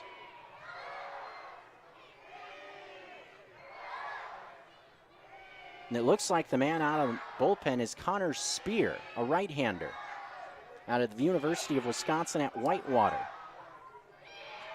Saw him a couple of times, did Missoula, their visit to Centene Stadium the last time. He will face McLean O'Connor when we resume action. Well, we have the stop. Let's go ahead and take a look at the out-of-town scoreboard. Got a final score to let you know about. Game between the Billings Mustangs and the Glacier Range Riders. It's Billings coming away with a Game 1 win over Glacier. 5-2 win for the Mustangs. They improved their record to 31-28 overall. Make your neighbor's ear bleed. Here we go. Kenny Surwa throwing pretty well for Billings in that one. Just one run allowed through fives. Noah Barros took the loss for the Glacier Range Riders. Both teams have struggled so far in the second half, and looking at that slate of 6 between those two, I would think early on that's kind of a battle for relevancy, so to speak, in the second half. If you see either one of those two teams have a lot of success, it really kind of put themselves under a barrel, so to speak, in the second half race. Man, I don't know how I'm focused on having a conversation with all the craziness from Sammy B going on. Using a deep voice with peanut chants, but I'm just rolling right through it. Good to be home. McLean O'Connor will step in now as action will continue in the bottom of the 6th with 2 outs and Brandon Riley on at first. Both Riley and O'Connor have both been very productive at the top of the order. 1-2. Both have reached base. Now Riley 4 times. O'Connor has already been on base 3 as the first pitch from Spear is up high. 1-0 the count. For Connor Spear, a hard-throwing right-hander, Indiana native. This is his 9th appearance out of the pen. He's gotten roughed up his last couple times out. 6.27 ERA for Spear. 18 2/3 innings, 13 Ks, 9 walks, 29 hits allowed. 1-0. This one breaks off the plate from Spear. 2 ball, no strike count. Breaking ball off the plate that O'Connor let go by. This inning began very quickly with 2 outs for CC and Chung. Free pass to Riley with 2 outs. He's at first, and now O'Connor is in the driver's seat in this at-bat. The 2-0 pitch.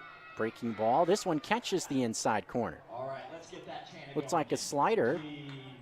2-1 count. Borderline pitch. Big board, they put it up as a ball. Umpire saw it as a strike. Mentioned borderline pitch. Got the call there. Time has been called. At the plate by Polanco behind home plate. Right back to the action, though, as O'Connor steps back in. 2-1, 2 outs. Lamar Sparks would be next with Riley at first base. A toss from Spear checks on Riley. Riley does have good speed at first base and is a good base runner also in terms of anticipating. 2 outs running on contact anyway. That makes it a bit easier on you. Pitch 2-1 called strike 2. Breaking ball on the outside. Evens it up at 2 balls and 2 strikes. Pitch it looked to be a bit off the plate. O'Connor didn't seem too excited, but it was called strike 2. Voyagers trying to escape the peanut inning unscathed in a 1-run game leading. Spear tosses to first to check on Riley again, who dives in for the second time.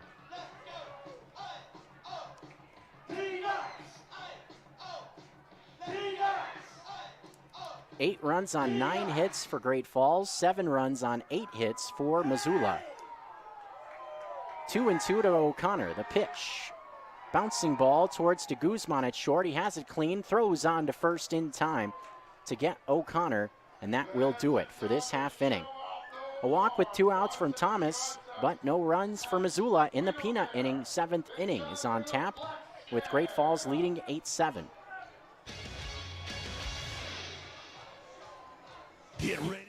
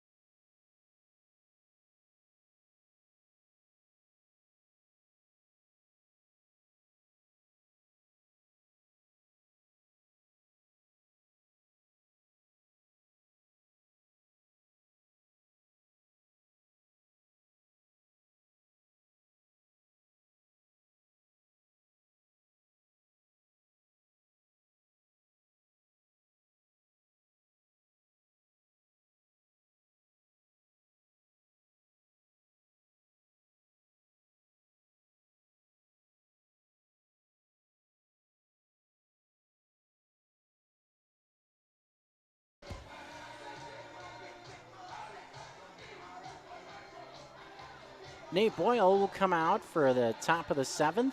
It's been 2 pretty strong innings for the right-hander coming out of the pen, keeping this a 1-run deficit. 8-7 is the score. The Voyagers will send a strong part of the order to the dish. Their middle third, 3-4-5 on the way. We'll see Riley Jepson lead things off in this half inning, followed by Derek Colbush, and then Chris Monroe. Touched on how good of bat Riley Jepson can be. He has shown it the last 2 at-bats. Single up the middle in the third, got a run on the board for the Voyagers. Then the difference in the game right now, swing in the top of the 4th with 2 runners on and 2 outs. A 3-run home run with Great Falls trailing at the time by 1. That homer gave the Voyagers the lead at 8-6, an 8-7 game now. Voyagers, though, after falling behind 6-0 in the first 2 innings, scored 8 in a row in the 3rd and 4th innings to take the lead, and they've led ever since. Here we go, Riley Jepson, the left-handed batter, in the box, facing off with Boyle for the first time. Inning begins with some action in the pen, as Mark Simon has just started throwing. The first pitch to Jepson. Fastball up, makes it 1-0. So it will be interesting. Touched on the return of Simon with Michael Schlack on the pregame today. Pioneer League Pitcher of the Year last year. Mainly a late inning role for Simon a season ago. The 1-0 to Jepson is a ball blooped into left field. O'Connor backpedaling, makes the catch on the move. Going into shallow left field from his shortstop spot. Riley Jepson getting jammed, trying to go the opposite way with that fastball on the inside. Pops it up. O'Connor just able to backpedal and make the catch for out number 1. Always a good start to get the leadoff man, especially when it's Riley Jepson. That's what Nate Boyle does here, keeping a man off the bases, as Derek Colbush will now be the hitter. Singles in Colbush's first 2 at-bats. Struck out the final batter that Sparks faced in the 4th, struck out swinging. 2 for 3, 1 out, bases empty. Boyle to the plate. Bouncing ball to the glove of Newman at first base. He will jog to the bag and step on first. Out number 2. Fastball towards the outside.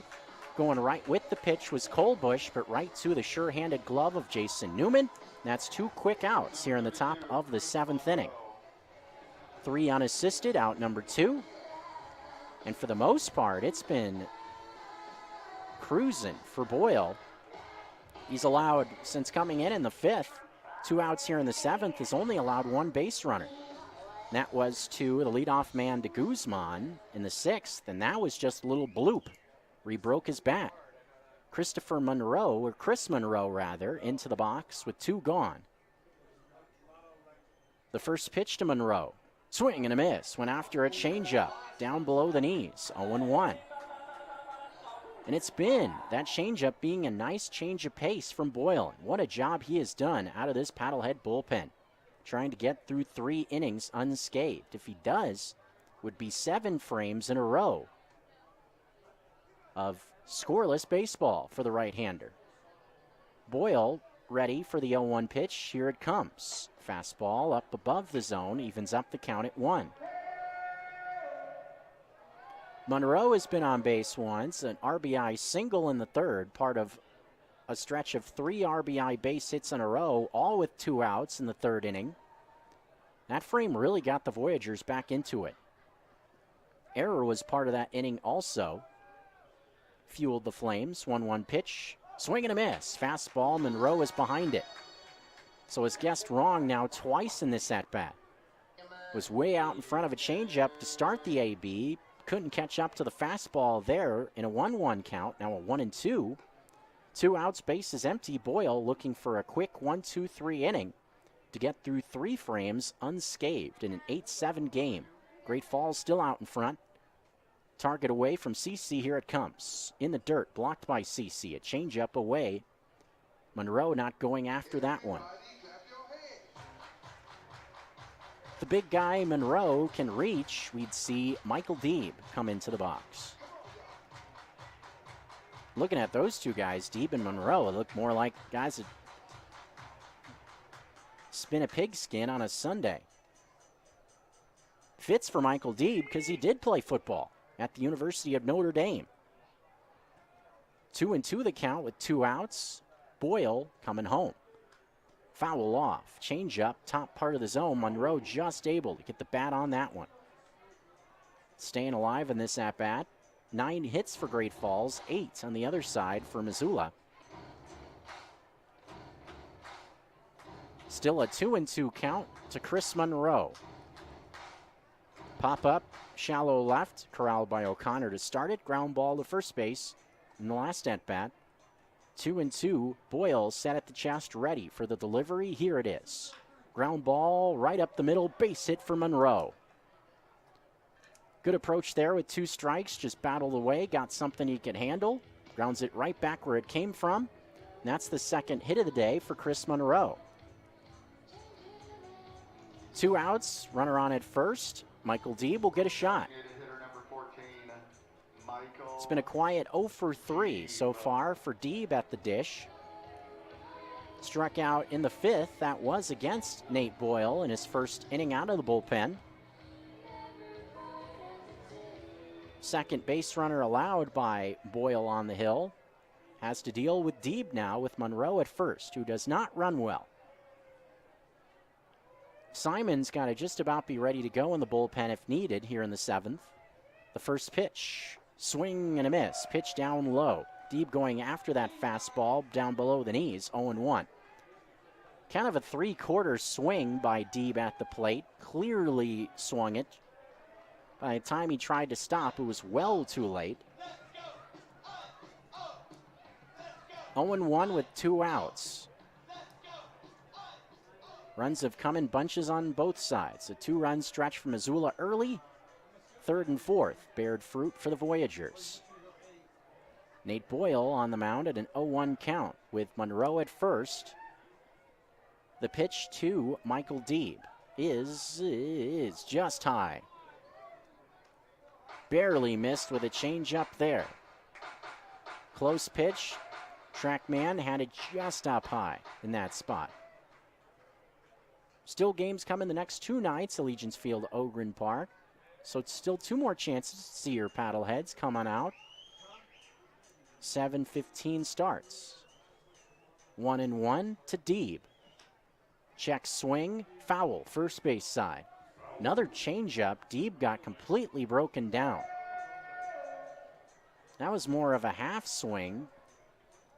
Kind of stepped into it, tried to check his swing at the last second. Made contact inadvertently, bounced it foul on the first base side. Boyle ahead in the count, has the whole playbook open here. Glad it's Deeb in the box and not me. My head would be spinning, thinking about what might be coming.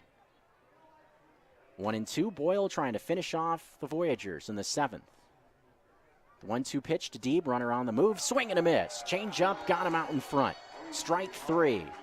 Deeb goes down swinging for the second time against Boyle, and he ends his 3rd inning unscathed. Just the one base hit from Monroe. It's time to stretch here at Allegiance Field, Ogren Park. Great Falls leads by a run. 8-7 the score, bottom 7 on the way. Rocky Mountain Truck and Trailer Equipment is a local, family-owned.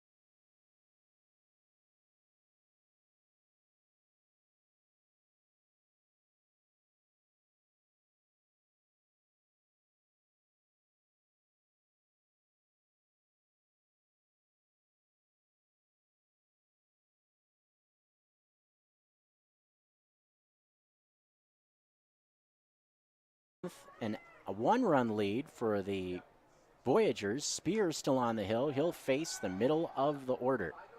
Lamar Sparks, Jason Newman, then Nick Gatewood. 1-run lead for Great Falls, 8-7 the score. Good spot in the order to try to change that. Lamar Sparks has already been on base 3 times. 0-1 is called strike, or evens the count rather. Breaking ball on the outside, saw the reaction from Sparks after that pitch went by. I assume that meant it was called a strike, and he was ticked off about it.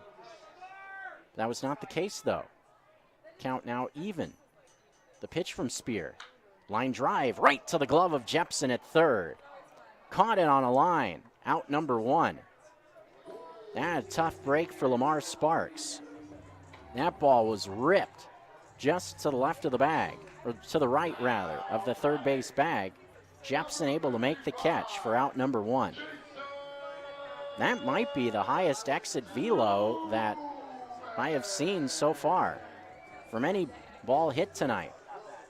That one was 110 coming off the bat. Woof. Ends up just being out number 1. First pitch to Jason Newman, big swing and a miss. Was out in front. That was a mistake, right out over the plate. Just a matter of Newman being fooled by a changeup on the first pitch from Spear, as that was a meatball right out over the plate. Type of pitch that Newman can hit to Mars. 0-1. Ground ball to the shortstop to Guzman. And a couple of hops, he has it, throws on to first. 2 quick outs in the bottom of the 7th inning. 1 sharply hit ball and 1 routine ground out. Jason Newman now 1 for 4, as Nick Gatewood will step into the box with 2 outs and nobody on the bases. Nick Gatewood so far hitless. There's some activity in the bullpen at this point, and it has to be Montana Quigley. down there, the right-hander. First pitch is just down for ball one. Mentioned Montana Quigley, the lone late-inning reliable arm for manager Tommy Thompson. 1-0 pitch, line drive, over Runge's head into right center field. Base hit for Nick Gatewood. Fastball right out over the plate. And Gatewood reaches for the first time tonight. Beg your pardon, he's been on base twice. He reached on an error by Jepson back in the first inning. But first hit for Gatewood here. It's now 1 for 4.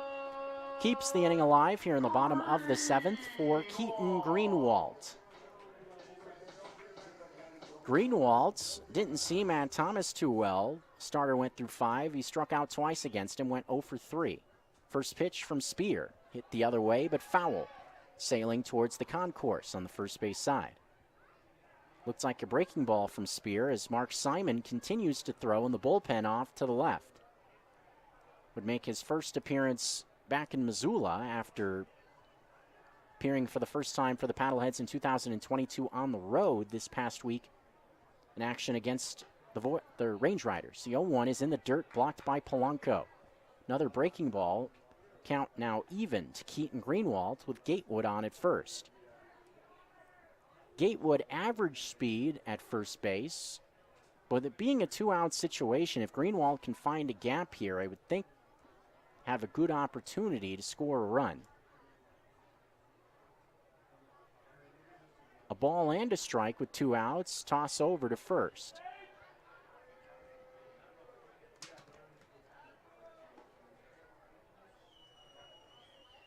One and one with 2 outs. Greenwald trying to make something happen with Gatewood on at first. Great Falls leading 8-7. Spear to the plate. This one breaks down and away. Slider misses. 2-1.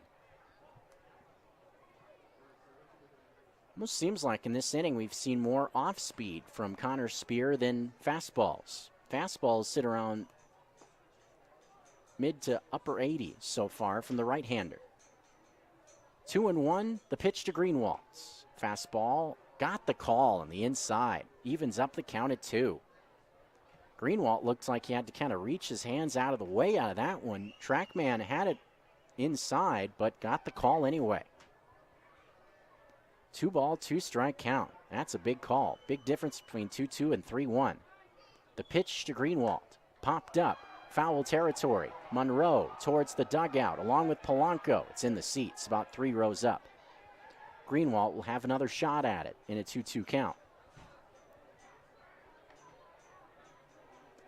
If Greenwald does keep this 2-out inning going, we'd see Cam Thompson approach the plate. Such a big part of that success in the 3rd and 4th innings for the Great Falls Voyagers. Swings with 2 outs. Can the Paddleheads give Great Falls a taste of their own medicine? 2-2 is the count to Keaton Greenwald. Spear leaning in, looking for the sign from Polanco. He's got it. Set up on the first base side of the rubber. Spin and fire to first, and just diving back in there is Gatewood. That was relatively close. Spear almost picked off Gatewood at first base to end the inning in that spot. Mark Simons coming off the bullpen mound. He's ready to go. Just going to go out there for the 8th inning, I'd imagine. If he does, what a heck of a night it was for Nate Boyle out of the bullpen. 3 solid innings for the right-hander, just 2 base runners given up. 2-2 pitch grounded right back to Spear, misses it for a second, regathers, throws on to first in time to get Greenwald. Spear almost kind of speared the ball off the mound there, almost lost it, but was able to regather in time to retire the side. Base hit with 2 outs for Gatewood, but that's it. Missoula continues to trail after 7, 8-7 the score on ESPN Radio.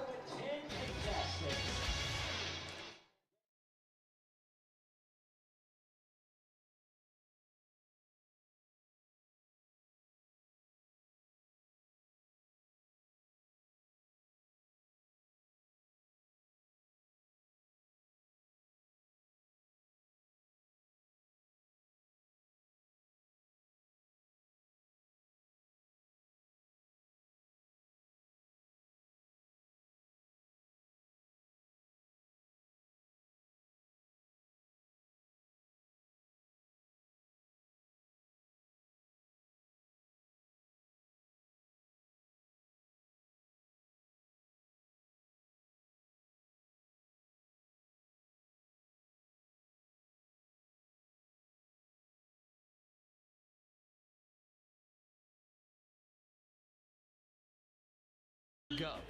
MTAP.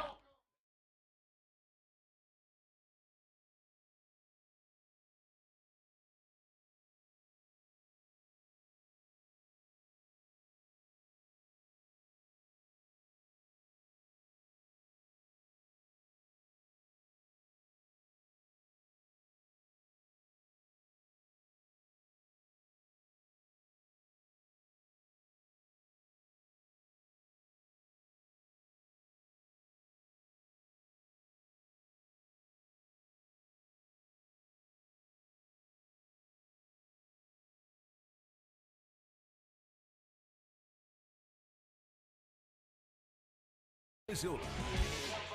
We now return to Paddlehead Play-by-Play on ESPN Radio.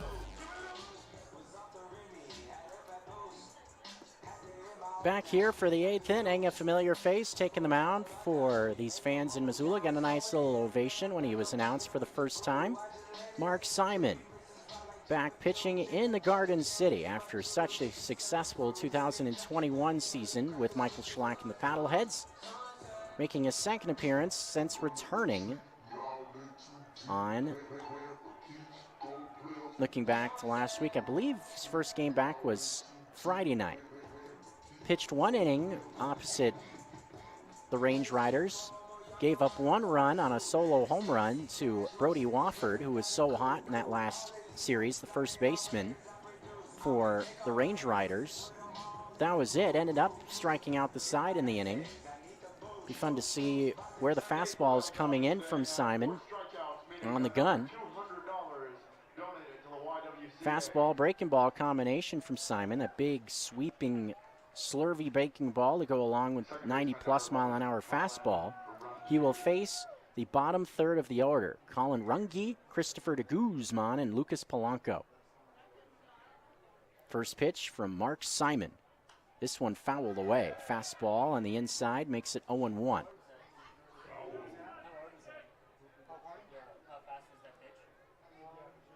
Runge, a double tonight. Simon set up on the first base side of the rubber.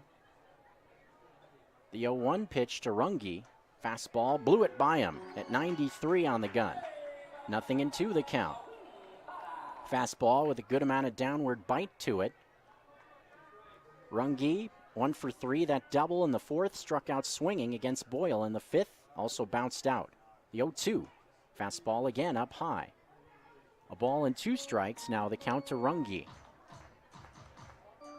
Sure seemed like we didn't have the gun in front of us in Glacier. Sure seemed like that fastball had a good amount of giddy up from the right-hander.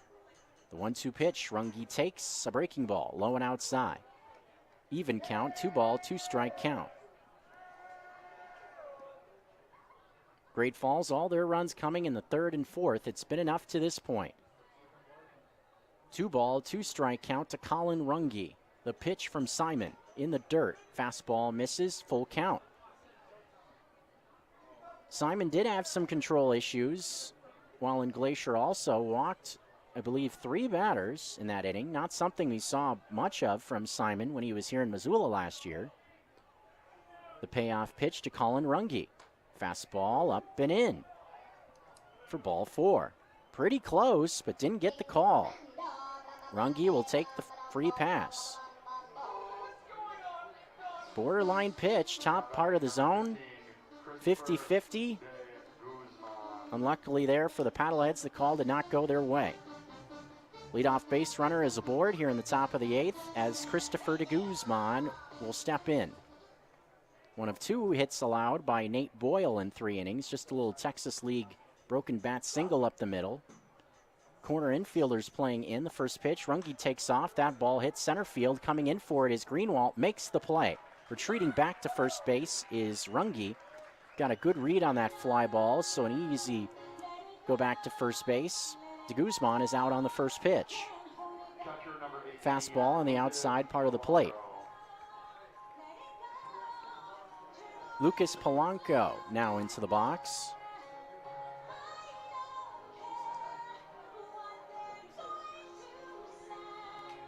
Polanco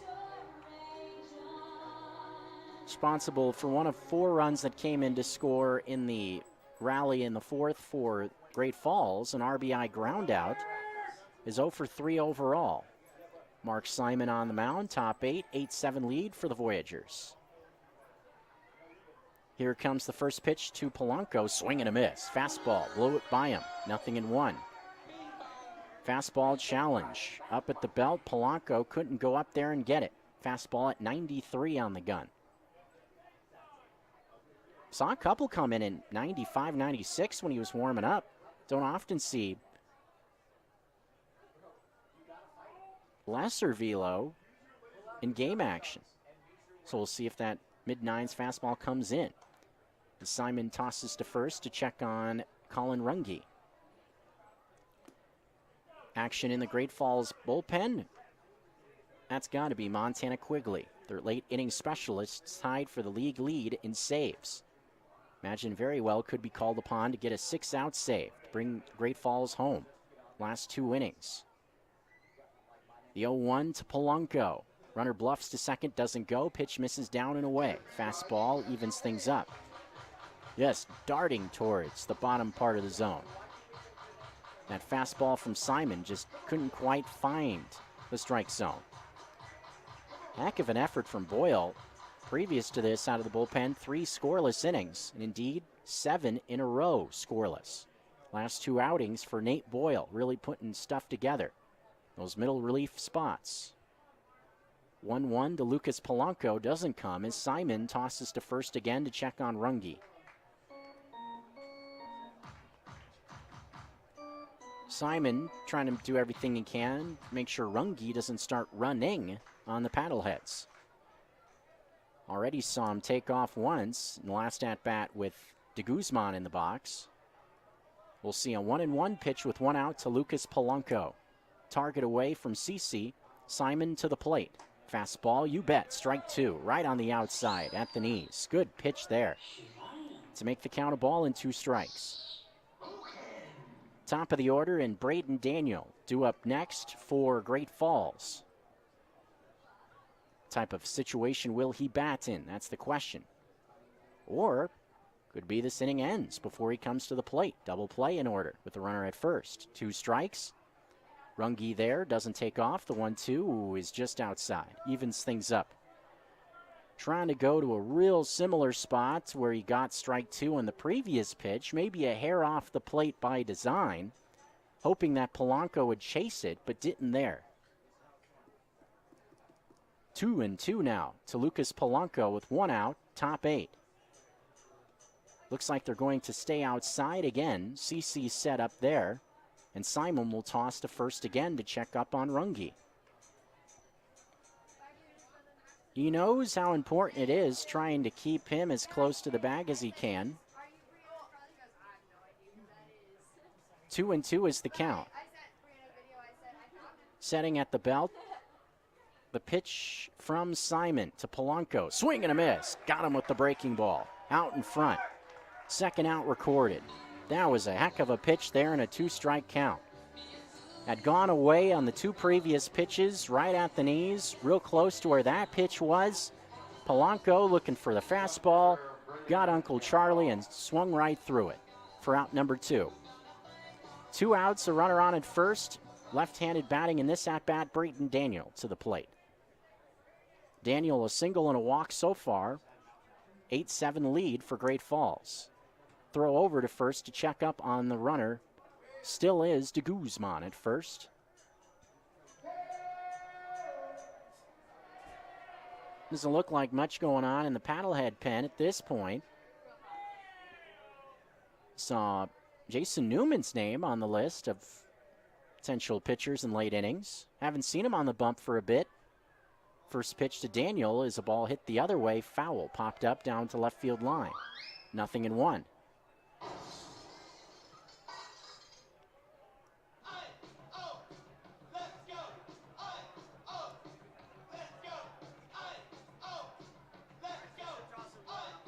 Touched on how these 2 clubs were pretty close through the first half, 11-9. Paddleheads had the upper hand going towards the end of the first half, 7-2 in their last 9 games played. Still a lot of tight games between those 2.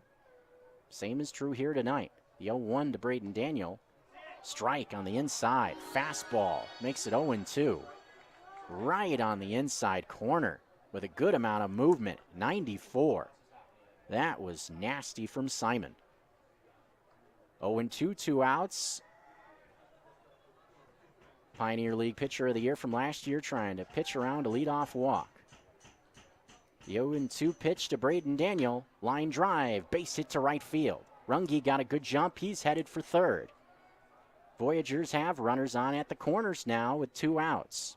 On the second hit of the night for Braden Daniel. Now it's just a matter of Daniel executing.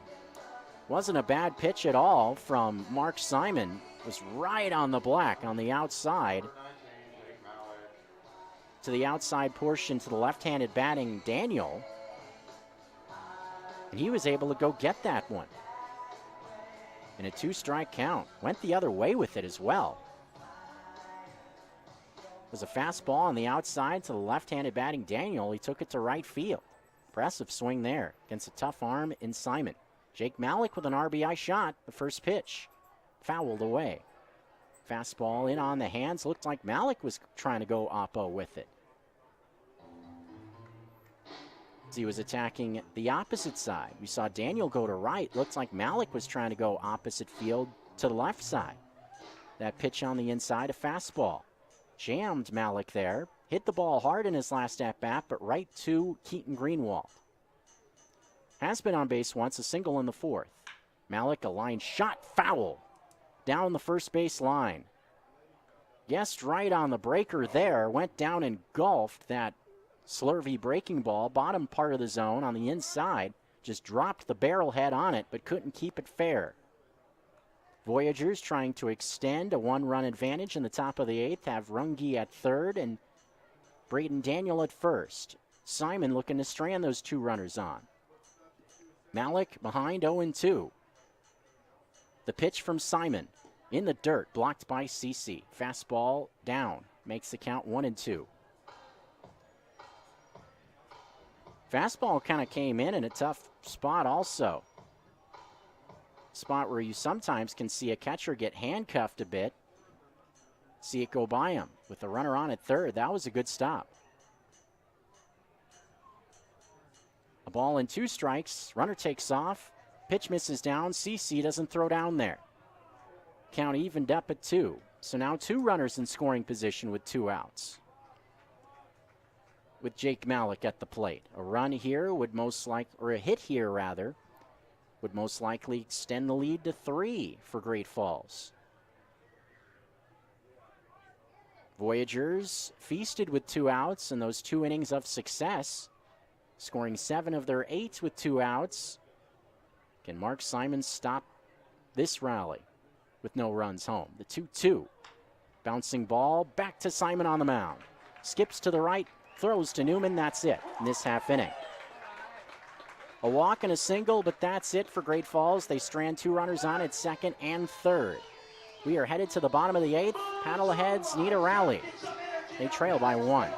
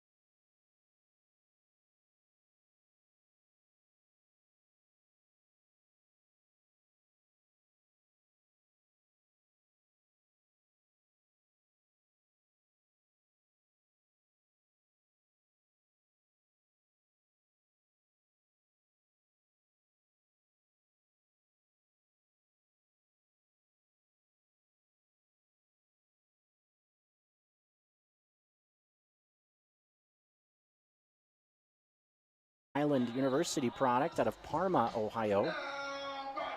Submarining, similar kind of that low three-quarter release from Gaynor. This is his 16th appearance out of the bullpen. ERA very strong at 1.35. 26 and 2/3 innings pitched. Not a guy that is out of the zone very often, only 4 walks issued, mainly pitching to contact from the right side. He will face Cam Thompson with his club leading by a run here in the 8th. First pitch, Thompson kind of a half swing and miss. Make it 0-1. Pitch on the outside, Thompson badly fooled. Bottom third of the Missoula order with Thompson, CC, and Chung coming up. Couple guys on the bench potentially down the stretch you could see. A 1 from Gaynor misses up. Cam Thompson, a 2-run single in the first, also walked. He's 1 for 2. 11 hits for Great Falls, 9 for the Paddleheads. Missoula's offense after that quick start's been pretty darn quiet. 1-1, Gaynor to the plate. This one fouled straight back. Pitch at the knees towards the heart of the zone. Thompson could do nothing more but foul it back.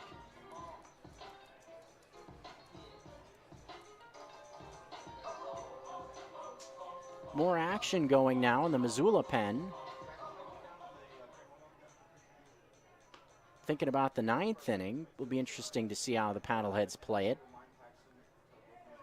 1-2 pitch from Gaynor. Foul, straight back. Cody Thompson has started to throw for the Paddleheads. One of their reliable bullpen arms. Typically have seen Thompson more in the 6th or 7th inning. Not so much in the 9th, but it makes sense to bring him in with the Paddleheads trailing.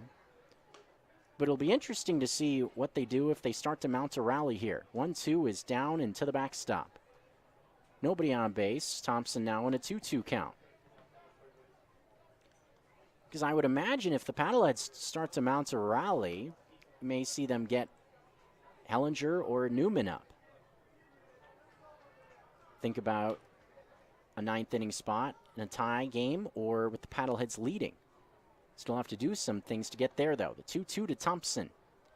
This one just down low. Polanco had it framed up well. Trackman did have that one coming in just a bit down low for ball 3. Tommy Thompson asking about it in the Paddlehead, or excuse me, in the Great Falls dugout. Trackman had it down, so the ump had it right. 3-2 pitch, in on the hands, ball 4. Gaynor not a guy that walks a lot, mentioned it, but that's a leadoff free pass to Cam Thompson. Tying run is on base here in the 8th inning. As Nick CC with a little help of Migos comes to the plate. Sammy B likes Migos. Look at him go. Folks on the radio side can't see, but Sammy B is cooking up there. Polanco's going to go out and talk with Gaynor. This is an interesting spot here for CC. The leadoff runner on the tying run. CC, a guy also that has some pop at the plate. 3 home runs this year.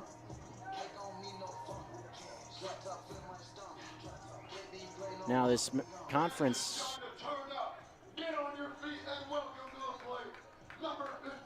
That was quite a long conference there. As Polanco finally will head back behind the plate, and CC will get a shot to swing it.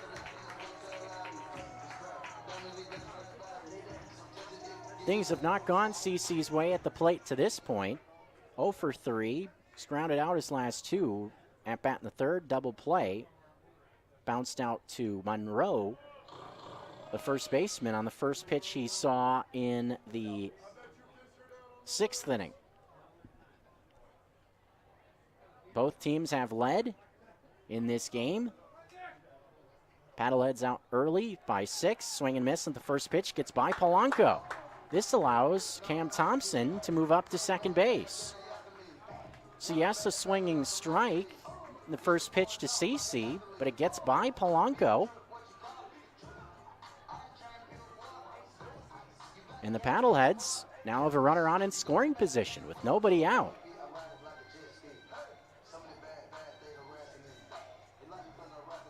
Oh and 1, and I'm sure in this spot, the least the Paddleheads would like to see CC put the ball in play to move Thompson up to third. 0-1 pitch to CC. This one skied foul off to the left. CC trying to stay behind it, pull that ball on the left side.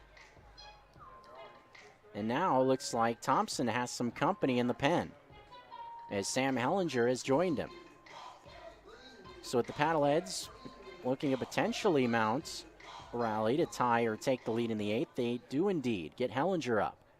Guy that's been so good in the 9th inning, especially here in the second half. 0-1, CC takes down and off the plate. Breaking ball misses.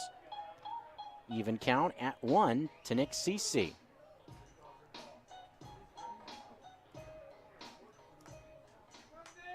It was Thompson put on base with a free pass, advanced to second base on a wild pitch. So Josh Gaynor, a guy that's typically been around the zone, been a little bit wild, creaking the door open just a bit for this Missoula offense, looking to erase a late deficit. 0-1 is the count to Nick CC. Gaynor to the plate. Swing and a miss. Was out in front of a pitch on the outside. Got broken down. Also did CC. Ended up on his knees, so to speak. That's strike 3 to Nick CC also for out number 1. So I did apologize for that. Lost track of the count there for a second. CC strikes out. Surely not what he was looking for there. Nobody out. Unable to move the runner over in that at-bat. 1 out. Patrick Chung in the box. He takes down low on the first pitch. A ball, no strikes the count. Patrick Chung has had some big swings in his first couple games with Missoula.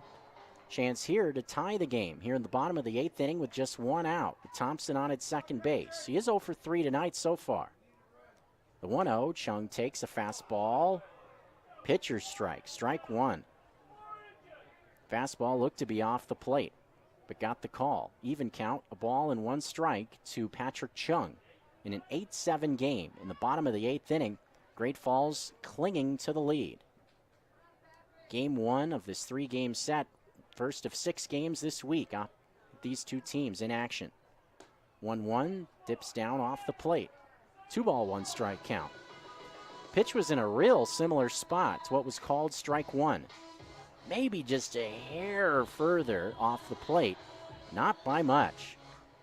Give Gaynor credit, trying to go right back out there. Probably more than anything else, trying to get Chung to go after it after the previous pitch was called a strike. The 2-1. This one a line drive, right center field. Moving over is Malik. He's not going to get it. Coming around third is Thompson. Into second base is Chung. That's a double with 1 out, and this game is tied. Big swing for Patrick Chung. Goes down and gulfs that pitch into right center field, going the opposite way. Patrick Chung with another big swing for this Paddlehead club, and he ties the game at 8. RBI double for Patrick Chung. His first extra base hit of the year and 3rd RBI. We're tied at 8. Paddlehead's a chance now to take the lead with a runner in scoring position and 1 out. Brandon Riley to the plate. They got the right guy up. Brandon Riley has been having a heck of a night. He's already been on base 4 times. He's homered, doubled, and walked twice. Walked in the first, 6th, homered in the second, and doubled in the 4th. First pitch, Riley takes, Chung takes off, slides into third, and is out by a mile. Out number 1. I am surprised that Chung was on the move there.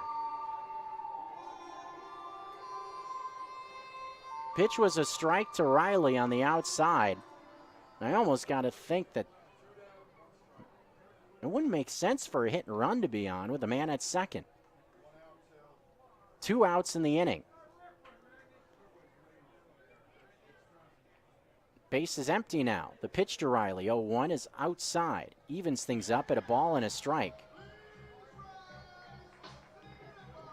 Gamble there just does not pay off.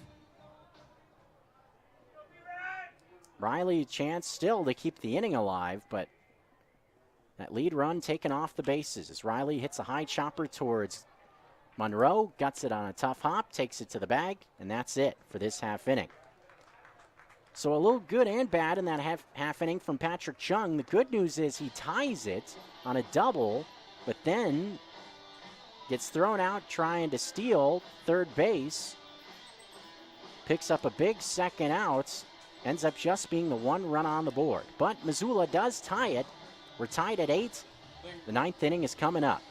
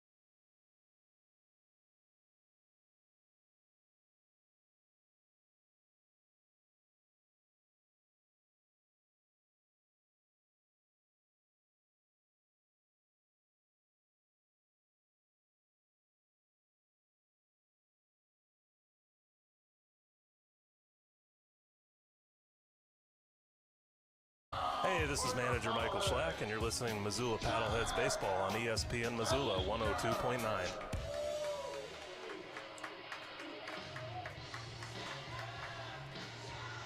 Ninth inning about to begin. Sam Hellinger to the mound for Missoula in a tie game at 8. Patrick Chung tying it on a double into right center field. Still just an interesting spot there that saw Chung take off at second, got thrown out trying to steal. Riley Jepson gets the inning started against Hellinger. The first pitch of the inning is down and in. What a week it was for Sam Hellinger in the Flathead. Had a couple of saves in 2 consecutive games, Saturday and Sunday. The 1-0 pitch to Jepson, fastball, strike at the knees. 1-1. Riley Jepson, always a tough customer to face at the plate. 3, 4, 5 hitters in the 9th inning for Great Falls. Riley Jepson is 2 for 4. 1-1 pitch, swing and a miss. Actually a foul at the plate. Big rip by Jepson at that pitch at the knees. What a season it's been for Sam Hellinger. He has just been outstanding out of the bullpen. Sam Hellinger, 24th appearance, a 2.36 ERA. Strikeouts, the big stat, 52 and 34 and a third. Jepson, foul tip into the glove of CC. Strike 3. Speaking of strikeouts, just goes right after him with country hardball to get the first out of the 9th. Fastball at 95. Blows it by Jepson for out number 1. Derek Colbush now to the plate. Even more impressive, that strikeout total, Hellinger, 53 Ks. It's the most of any reliever in the Pioneer League. First pitch to Derek Colbush. Check swing, called strike on the outside. He's really blossomed into this 9th inning role here in the second half. 5 of his 8 saves have come in the first 12 games of this second half. The 0-2 pitch. Fastball, same spot, same result. Strike 2. Called strike. Right on the corner. Colbush in an 0-2 count. Colbush is also 2 for 4. Bounced out to Newman his last time. The 0-2 pitch to Derek Colbush. Swing and a miss. Got him with the fastball. Buenos dias, buenos tardes y buenos noches. Grab some pine. Out number 2. As Chris Monroe will now step in. 95 right on the outside corner from Hellinger. As Chris Monroe will stand in now. Monroe, this middle part of the order, has done a great job getting on base tonight. All 3 of them entering this inning were 2 for 4. Hellinger trying to strike out the side in a tie game. First pitch, fouled away to the right. Again attacking with heat is Hellinger, 0-1.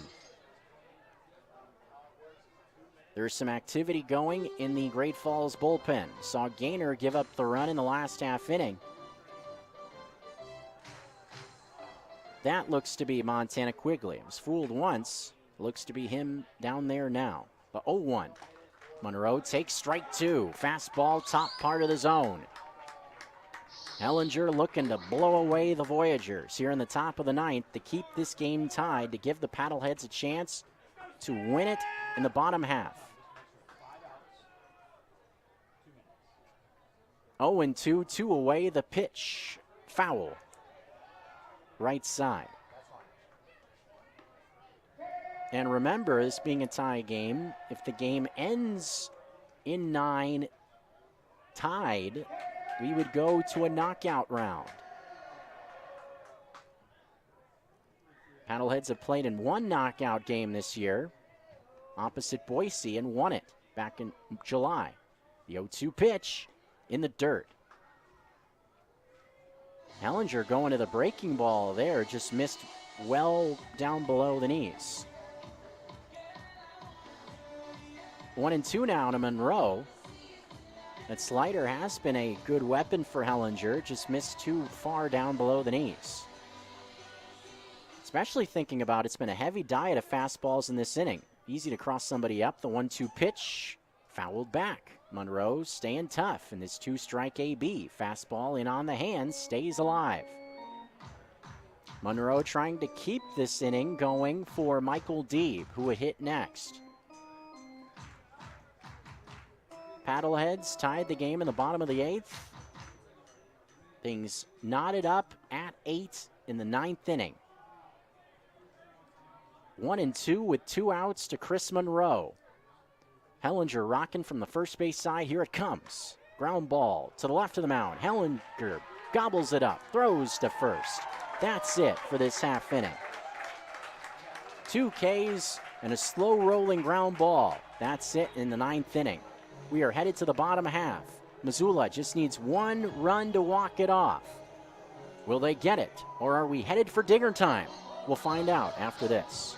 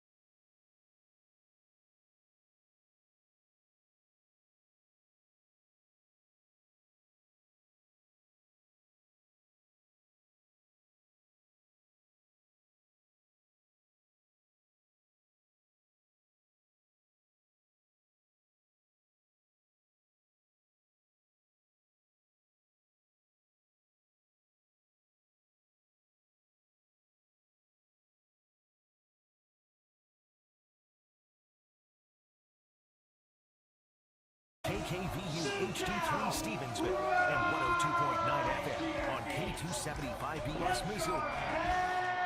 Away from your radio, stream Paddlehead Baseball live on 1029 ESPN.com. Now back to the ballpark.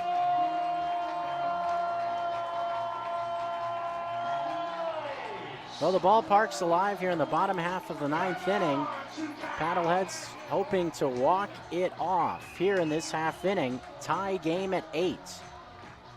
We'll see the 2-3-4 hitters come up against the Voyagers' late inning specialist, Montana Quigley. Quigley has been a tough customer all season long for these Great Falls Voyagers, coming into his 25th game. He's 4-0 on the year. He's got 8 saves, which is tied for the league lead with the guy who just pitched the top half of the ninth inning, Sam Hellinger. 3.60 ERA for Quigley in 30 innings, 29 hits, 22 Ks, only 5 walks. So similar to Gaynor in that, not a guy that's going to walk many. Clayton O'Connor's had a nice night, a home run, an RBI single. He'll start it off. Missoula trying to pick up another walk-off win. First pitch from Quigley. Did it hit him? No, it did not. Fastball close to getting O'Connor. On the inside, fastball up and in.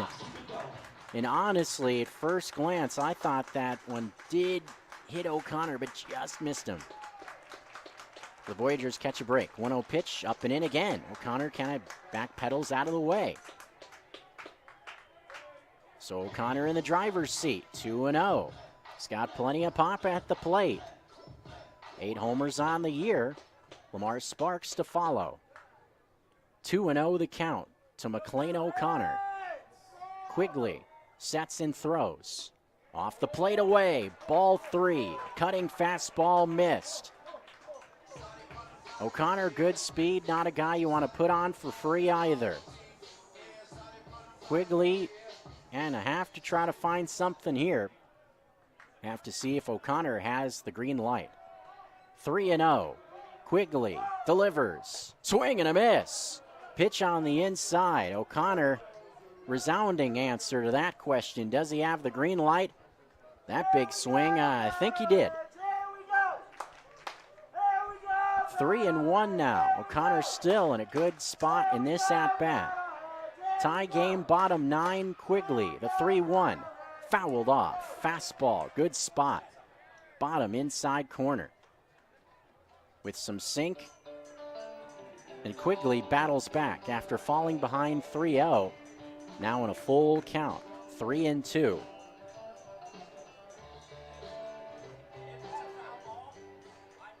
Full count, big pitch. Missoula trying to get the leadoff man on base in the bottom of the ninth to get the leading run on. Payoff.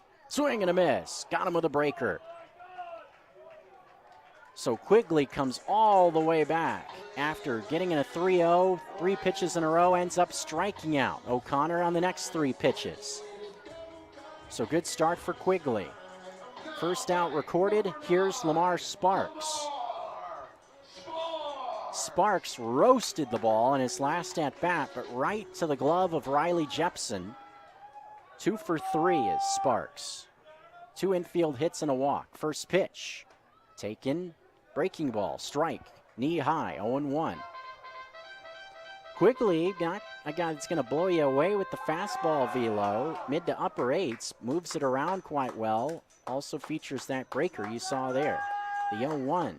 Sparks hits one a mile high. Center field, but in the park. Coming in a bit is Jake Malik. He puts it away for out number 2. Just missing that one was Sparks. Exit velo is 100 miles an hour. Ended up being a routine looking fly ball into center field. But here we go. Quigley and Newman now facing off with 2 outs and the base is empty in the bottom half of the ninth. And you got to think the big fella Newman is thinking about one thing. That's sending one to Frenchtown to send the fans home happy. The first pitch coming to Jason Newman is way inside for ball one. Sinking fastball, 1-0. Remember, if this game ends tied, we will go to a knockout round, or as I call it, dinger time. 1-0 to Jason Newman, who singled once. The 1-0 pitch. This one fouled away to the right. Looks like Newman's approach was to right field on that swing. Looks like a changeup towards the bottom part of the zone from Quigley. We've seen Newman's approach be a little bit more to right field in the last couple of weeks. Thinking about that short porch and right, that a factor. 1-1 with 2 outs, tie game, bottom 9. The pitch from Quigley. Swing and a miss. Couldn't catch up to a fastball on the inside. Quigley 1 strike away from holding up his end of the bargain of sending this game to a knockout round. Different scenario at the knockout this year compared to last. We'll give you those rules if it gets to that. 2 outs, 2 strikes. Quigley to Newman. Here it comes. Off the plate. Evens things up. Good take on that fastball that dropped right off the table. His battle continues in the bottom half of the 9th. Newman, 24 bombs. This matchup sells itself. One of the top relievers in the league against one of the best power hitters in the league, or the best power hitter in the league, I should say. In the bottom half of the 9th in the tie game, 2-2 pitch. Line drive up the middle. Base hit for Jason Newman. Went down and dug out that breaking ball down below the knees, and the Paddleheads are still breathing in the bottom of the 9th. Impressive swing there from Newman. Yes, not leaving the yard, but just went down there and golfed that one. And Newman is immediately called off the bases as the Paddleheads will put Jared Akins on the bags. So Akins with some speed, now on at first with Nick Gatewood coming up. Gatewood, who's been an extra base hit machine all season. Gatewood, the team best 22 doubles, also has a couple of triples this year. Good speed on the bases, those long strides from Akins on the bags. So you'd have to think, especially with 2 outs, if Gatewood can square one up, find a gap, that he could send everybody home.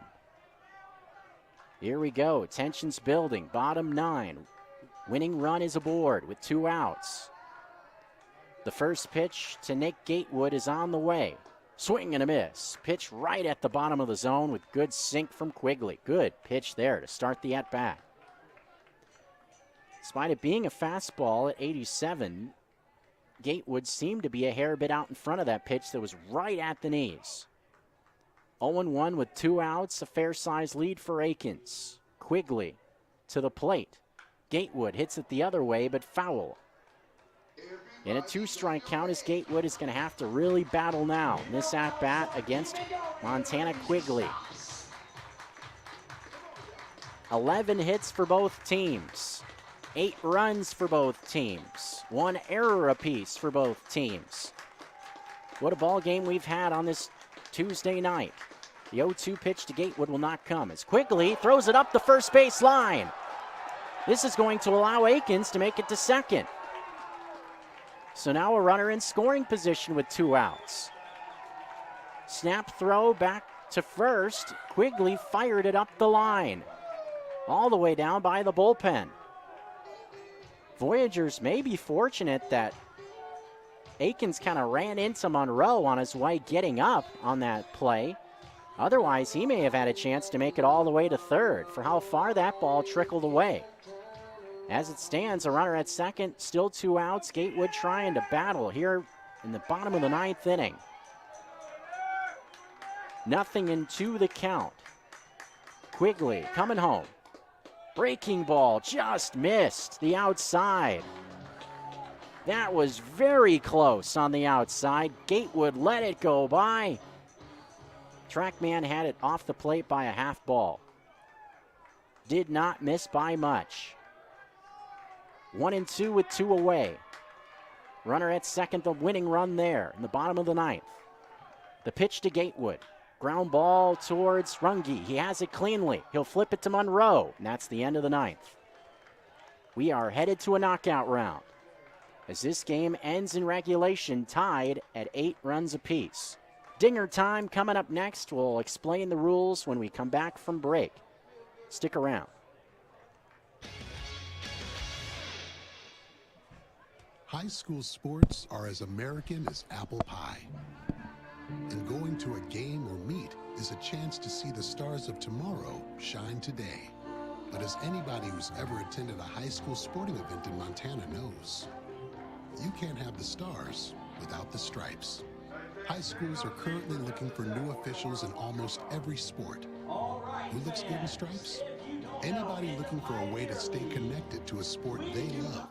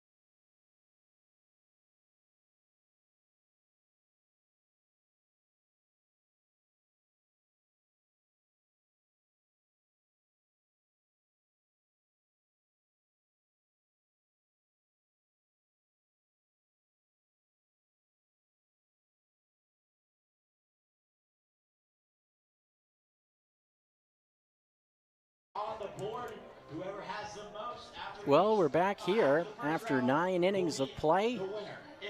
Winner could not be crowned, and that means in the Pioneer League, of course, no extra innings, but a knockout, as I call it, dinger time, about to take place for the first time this year at Allegiance Field. Ogren Park only had one of these games in this ballpark a season ago. It was a game won by Jared Akins over the Boise Hawks last June. Mentioned how the scenario is different from the knockout compared to last season, what it was. Last year it was either 10 swings or 10 outs, whichever came first. This year it's a little bit different scenario, with it being a 2-minute clock to start it out. First, that's the first factor. So 2 minutes on the clock from when the first pitch goes by.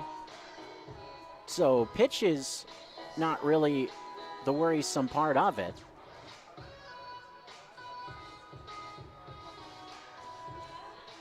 Outs is more the important part. So it's 2 minutes and 5 outs. Whatever comes first. And an out is anything that isn't a home run. First time the Paddleheads were in a knockout game this year was in Boise over the 4th of July weekend. Fans got some extra fireworks along with the fireworks show that weekend. Jason Newman was the choice in the knockout situation, and he defeated Boise's, trying to remember who it was that appeared in the knockout for the Hawks that night. But Jason Newman won the knockout round back in July, 1-0. That's the only knockout game that the Paddleheads have been in up to this point. But that's the situation. Again, knockout round will be a 2-minute round or 5 outs, whichever comes first. The Great Falls Voyagers, the visitors, will be first. And the batter they have chosen for this knockout situation is Riley Jepson. Not a bad choice. Has a home run during regulation tonight, does Jepson, to left field. And that swing, that 3-run homer's been the difference in the game. So Jepson will be the hitter. 2 minutes or 5 outs, whichever comes first. The manager, Tommy Thompson, will throw to Jepson. And it looks just like something you would have seen out of the All-Star game a couple of weeks ago at Dodger Stadium. The L screen set up about 2/3 of the way from the mound. Looks just like batting practice. Only difference is this is for real. Tommy Thompson does routinely throw BP to Great Falls before ball games. He's putting himself back in this spot. And this is really the one of the unique parts about the knockout is when else does a coach really have his hands in a game? I mean, obviously they're making calls on the field decision-wise that affect the outcome. But when does a coach really physically have an impact in a game? Almost never. But really, coach has a big part of it in a knockout situation. Because if they can't, with limited time, put a pitch in a spot where Jepson in this situation likes it, that's going to be a disadvantage for Great Falls. But here we go, the first round about to begin. 2 minutes on the clock. The first pitch is away. There we go. 2 minutes rolling. 2 pitches have gone by, no swings. Next swing, center field, pretty well hit by Jepson, but this one will come up short. So 1 out, no homers. Next pitch, coming in, no swings, 1:40 gone, another swing and another out. This one pulled on the ground, so 2 outs, no homers, 1:30 to go. Another swing, 3 outs. So this one's headed out to right center field, a routine fly ball.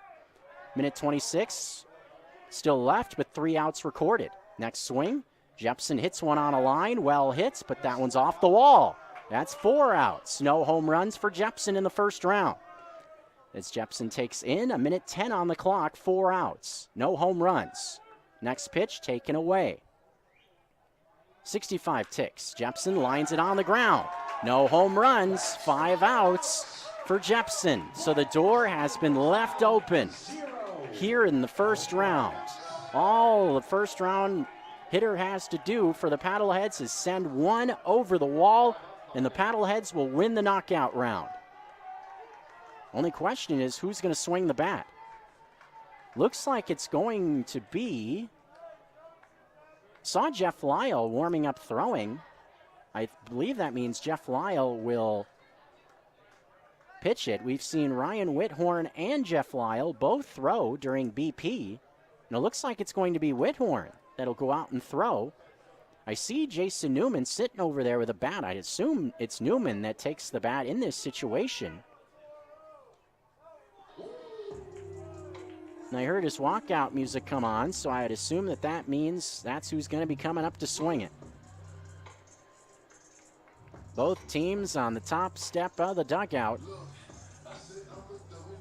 That first round, Jepson did not hit any over the wall in 5 swings. So all Newman's going to have to do here over the next 2 minutes is connect with 1 over the wall, and the Paddleheads will win this game 1 in a knockout. This is fun. Fans getting a little bit of an extra show here. And here comes Jason Newman. We're ready for the next round.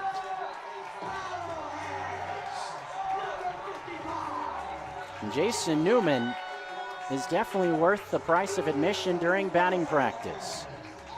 Hitting tank after tank in BP. Sometimes, quite honestly, even if I'm kind of busy moving around the ballpark, Paddleheads are taking batting practice. If I see Newman stand in,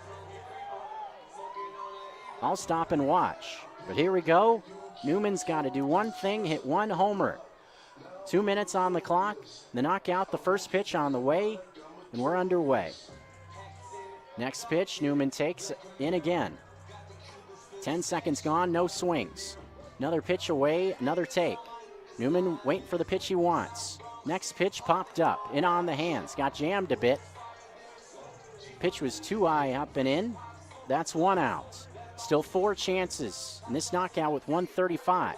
Newman swings, hits it high in the air, but in the park. So 2 outs recorded, 3 swings left, 90 seconds to go in this knockout round. Just needing 1 to win it for the Paddleheads. Next pitch on the way. Newman lines it down the line. It is a foul ball. That's 3 outs. Wouldn't have cleared the wall either. That ball was crushed, though. Next pitch popped up left side. So Newman only has 1 swing left with 60 ticks. 1 minute. Next pitch. Newman takes it. All the pressure on Newman. Needs a home run here. The next pitch. Taken. Not there. 45 seconds. 1 swing for Newman. Next pitch is popped up. We'll go to a next round. Newman could not come through. So the Paddleheads could not win it in round 1. The Voyagers had their chance. Both teams for Great Falls. Riley Jepson was up in round 1 and failed to hit a home run. For the Voyagers, number 9, Braden Daniel. So here we go, round 2 of the knockout. So for the first time, Paddleheads will see a knockout go to a second round after Jason Newman won it in round 1 in Boise back in July. And then them using Newman, we'll see who comes out in round 2 for the Paddleheads. And the one thing that may be an advantage, in looking back to Jepson, the same was true with him in the box. With Daniel hitting from the left side, trying to attack that short porch. We're underway, first pitch is gone. 2 minutes on the clock. Daniel swings and misses at the second pitch, so that's out 1 and strike 1 to Daniel. Swings and bounces one, fair ball, first base side, but it's on the ground. That's not going to hurt, 2 outs. Next pitch taken. Remember, pitches are irrelevant. It's just swings and the time. Third pitch going the other way with it with some carry. Daniel has this one hit over the wall, going the opposite way. So the Voyagers have 1 homer. Next is swung on and grounded out. 3 outs. Next pitch, Daniel takes away. But the first home run has been hit, so the Voyagers have put that up. Minute 15 left. It's swung on and popped up. Center field carrying out a bit. This one lands, and that's it. Minute 05. Just the 1 home run for Daniel.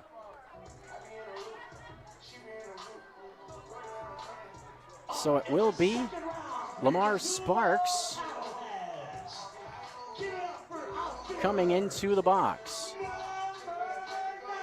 So Sparks needs to hit 1 here to tie the knockout. With Braden Daniel going to the opposite field for 1 home run in the second round of the knockout. Lamar Sparks, batter who is second on the team in home runs, will bat in this situation. And the Paddleheads are going to switch up their pitcher in this spot. It was Ryan Whithorn, coach throwing in the first round. Now it's Jeff Lyle, hitting coach, pitching here in round number 2. But this is the knockout situation at Allegiance Field, Ogren Park. Voyagers hoping the 1 home run from Braden Daniel will hold up here in round number 2.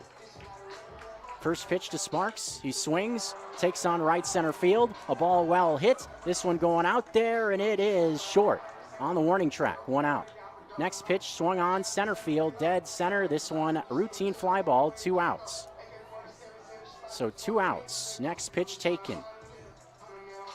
Minute 40 to go with 2 outs, 3 swings left for Sparks. Next one taken again. Minute 35, still 3 outs. Next pitch swung on. Left field. This one hit pretty well, but on the track. That's 3 outs. And a minute 20 left. Sparks running out of time. Next pitch taken up and in. Minute 15. Next pitch, Sparks lines it. Foul ball. That's 4 outs. No home runs.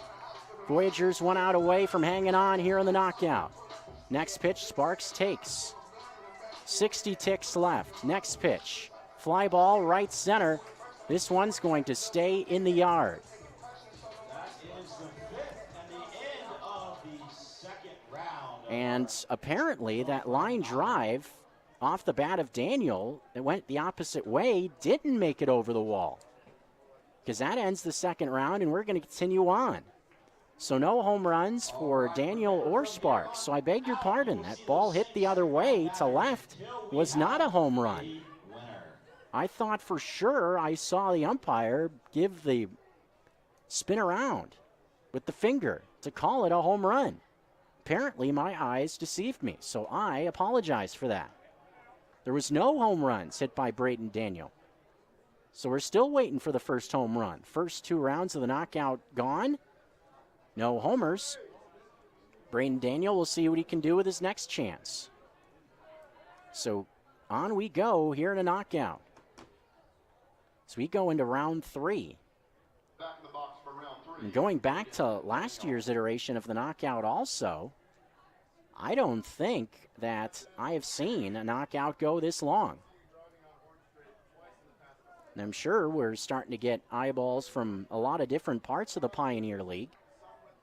Knockout, of course. Why not check it out? The round 3 is underway as the first pitch goes by. Line drive, foul ball, 1 out. Off the bat of Daniel on the first base side. 1:50 to go. Swinging a pop-up, 2 outs. 1:48 to go. 2 outs already recorded. Next pitch is another foul ball. Third out recorded. Daniel will take a second to step out. 20 seconds have only gone by, but he's already recorded 3 outs and no home runs. Next on the way, fly ball, pretty well hit this time, dead center field. Daniel watching this one, land short. That's 4 outs, minute 20 to go. Daniel going the opposite way, down the left field line, hooking foul, and that's going to be in amongst the survivors on the grassy knoll. It's another round with no home runs recorded. So the Paddleheads will have another chance where all they need to do is hit the ball out of the ballpark. Lamar Sparks will get in there again. Round 3 of the knockout will be Jeff Lyle throwing again. Again, the scenario here, if Sparks can see one leave the yard, we would see the Paddleheads win this one. What a game it's been, back and forth through regulation. Now, tense moments in the third round of a knockout. First pitch to Sparks is low, and we're underway in round number 3. Sparks takes another. No swings, still 5 of those. Next, taken again. 3 pitches towards the outside. Sparks not liking any of them. Here's the next one. Sparks takes again. Still plenty of time, minute 40. Sparks swings this time, left field with some carry, going to the right of the ESPN Missoula sign, and it lands just short on the track. Sparks line drive to left. This one is over the wall. And Lamar Sparks does it in the third round. It's dinger time, and we are going home. In the third round of a knockout, thanks to Lamar Sparks. And the Paddleheads win by a final score of 9-8. Not sure what was going on right as the knockout ended, but hold on a minute. We have got some tempers flaring. Michael Deeb walking towards the Paddleheads dugout. Look out. Umpires trying to end this quickly. Oh, brother. Jeff Lyle and Michael Deeb are face to face. Tommy Thompson coming in also. I don't know what took place, but tempers flaring after the end of this one. I didn't see exactly what happened there that caused the little scuffle. It was right after the home run hit by Sparks to win the game. Michael Schlack and Tommy Thompson are going to come together and talk about this also. But tempers flaring right after the end of the action. We almost saw a little scuffle. Saw the two guys kind of barking at each other on both sides, and then as Jeff Lyle and Michael Deeb continued to talk after the game, and we kind of saw both benches both start to approach each other. But give credit to the umpires. They were right on top of it. stopping that little scuffle before it even could end, so to speak. Or start, I should say. Well, a little bit of everything happening towards the end of this ball game. The important thing, though, for the Paddleheads is that they come out on top. Thanks to Lamar Sparks, finally, in the third round of a knockout, sends these fans home happy. This ball game had a little bit of everything. Big stretches from the offense on both sides. And at the end of the day, it didn't just take 9 innings. It took 3 rounds of a knockout to see a winner crowned on this Tuesday evening. And after the action wrapped up this way, you got to wonder what is going to be coming up through the next 5 games, especially with the little dust-up after the game as well. Both benches barking at each other at the end of this one. Touched on all the games that these two have played against one another, 20 in the first half. So,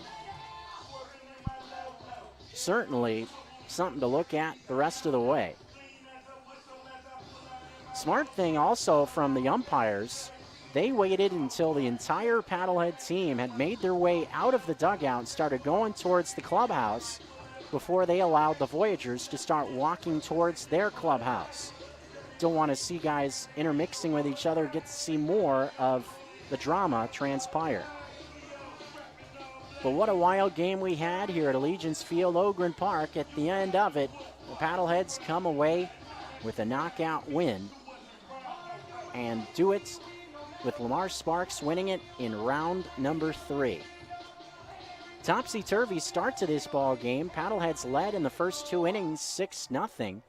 Only to watch the Voyagers come back in innings 3 and 4 and take the lead with 8 unanswered runs themselves. Paddleheads were able to scratch across 2 more, one coming in the 5th and one in the 8th to tie up the ball game. 9th inning saw both late inning specialists Sam Hellinger and Montana Quigley hold up their ends of the bargain in 2 scoreless innings.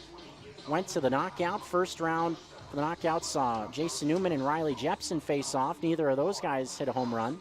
Second round, Braden Daniel and Lamar Sparks. Another fruitless round before Lamar Sparks finally won it in the 3rd round of the knockout. A 1-0 third round win in that knockout for Missoula. And the Paddleheads, after all that, and a wild night here at Allegiance Field, take game 1 of this series and sets things up for a lot of fun coming down the stretch the next 2 nights here in Missoula. That's going to just about wrap things up for us here on the radio side. Paddleheads, final stat lines for this game: 8 runs on 11 hits for Great Falls, 8 runs on 11 hits also for Missoula. Both teams committing just 1 error apiece. Big part of this game also, give credit to Nate Boyle. Came in and pretty early on after Mitch Sparks, the lefty, went 4 innings. Boyle, 3 great innings out of the bullpen, kept the Paddleheads hanging around in the action. Mark Simon also a scoreless inning of work ahead of Sam Hellinger. So great work from the bullpen tonight in 6 innings, holding the Great Falls Voyagers off the board after that 2-inning spurt in the 3rd and 4th that got them back into it. Offensively tonight, the top of the order was the story, with Lamar Sparks, Clayton O'Connor, and Brandon Riley each finishing with 2 hits apiece. Jason Newman also was part of that club, going 2 for 5. So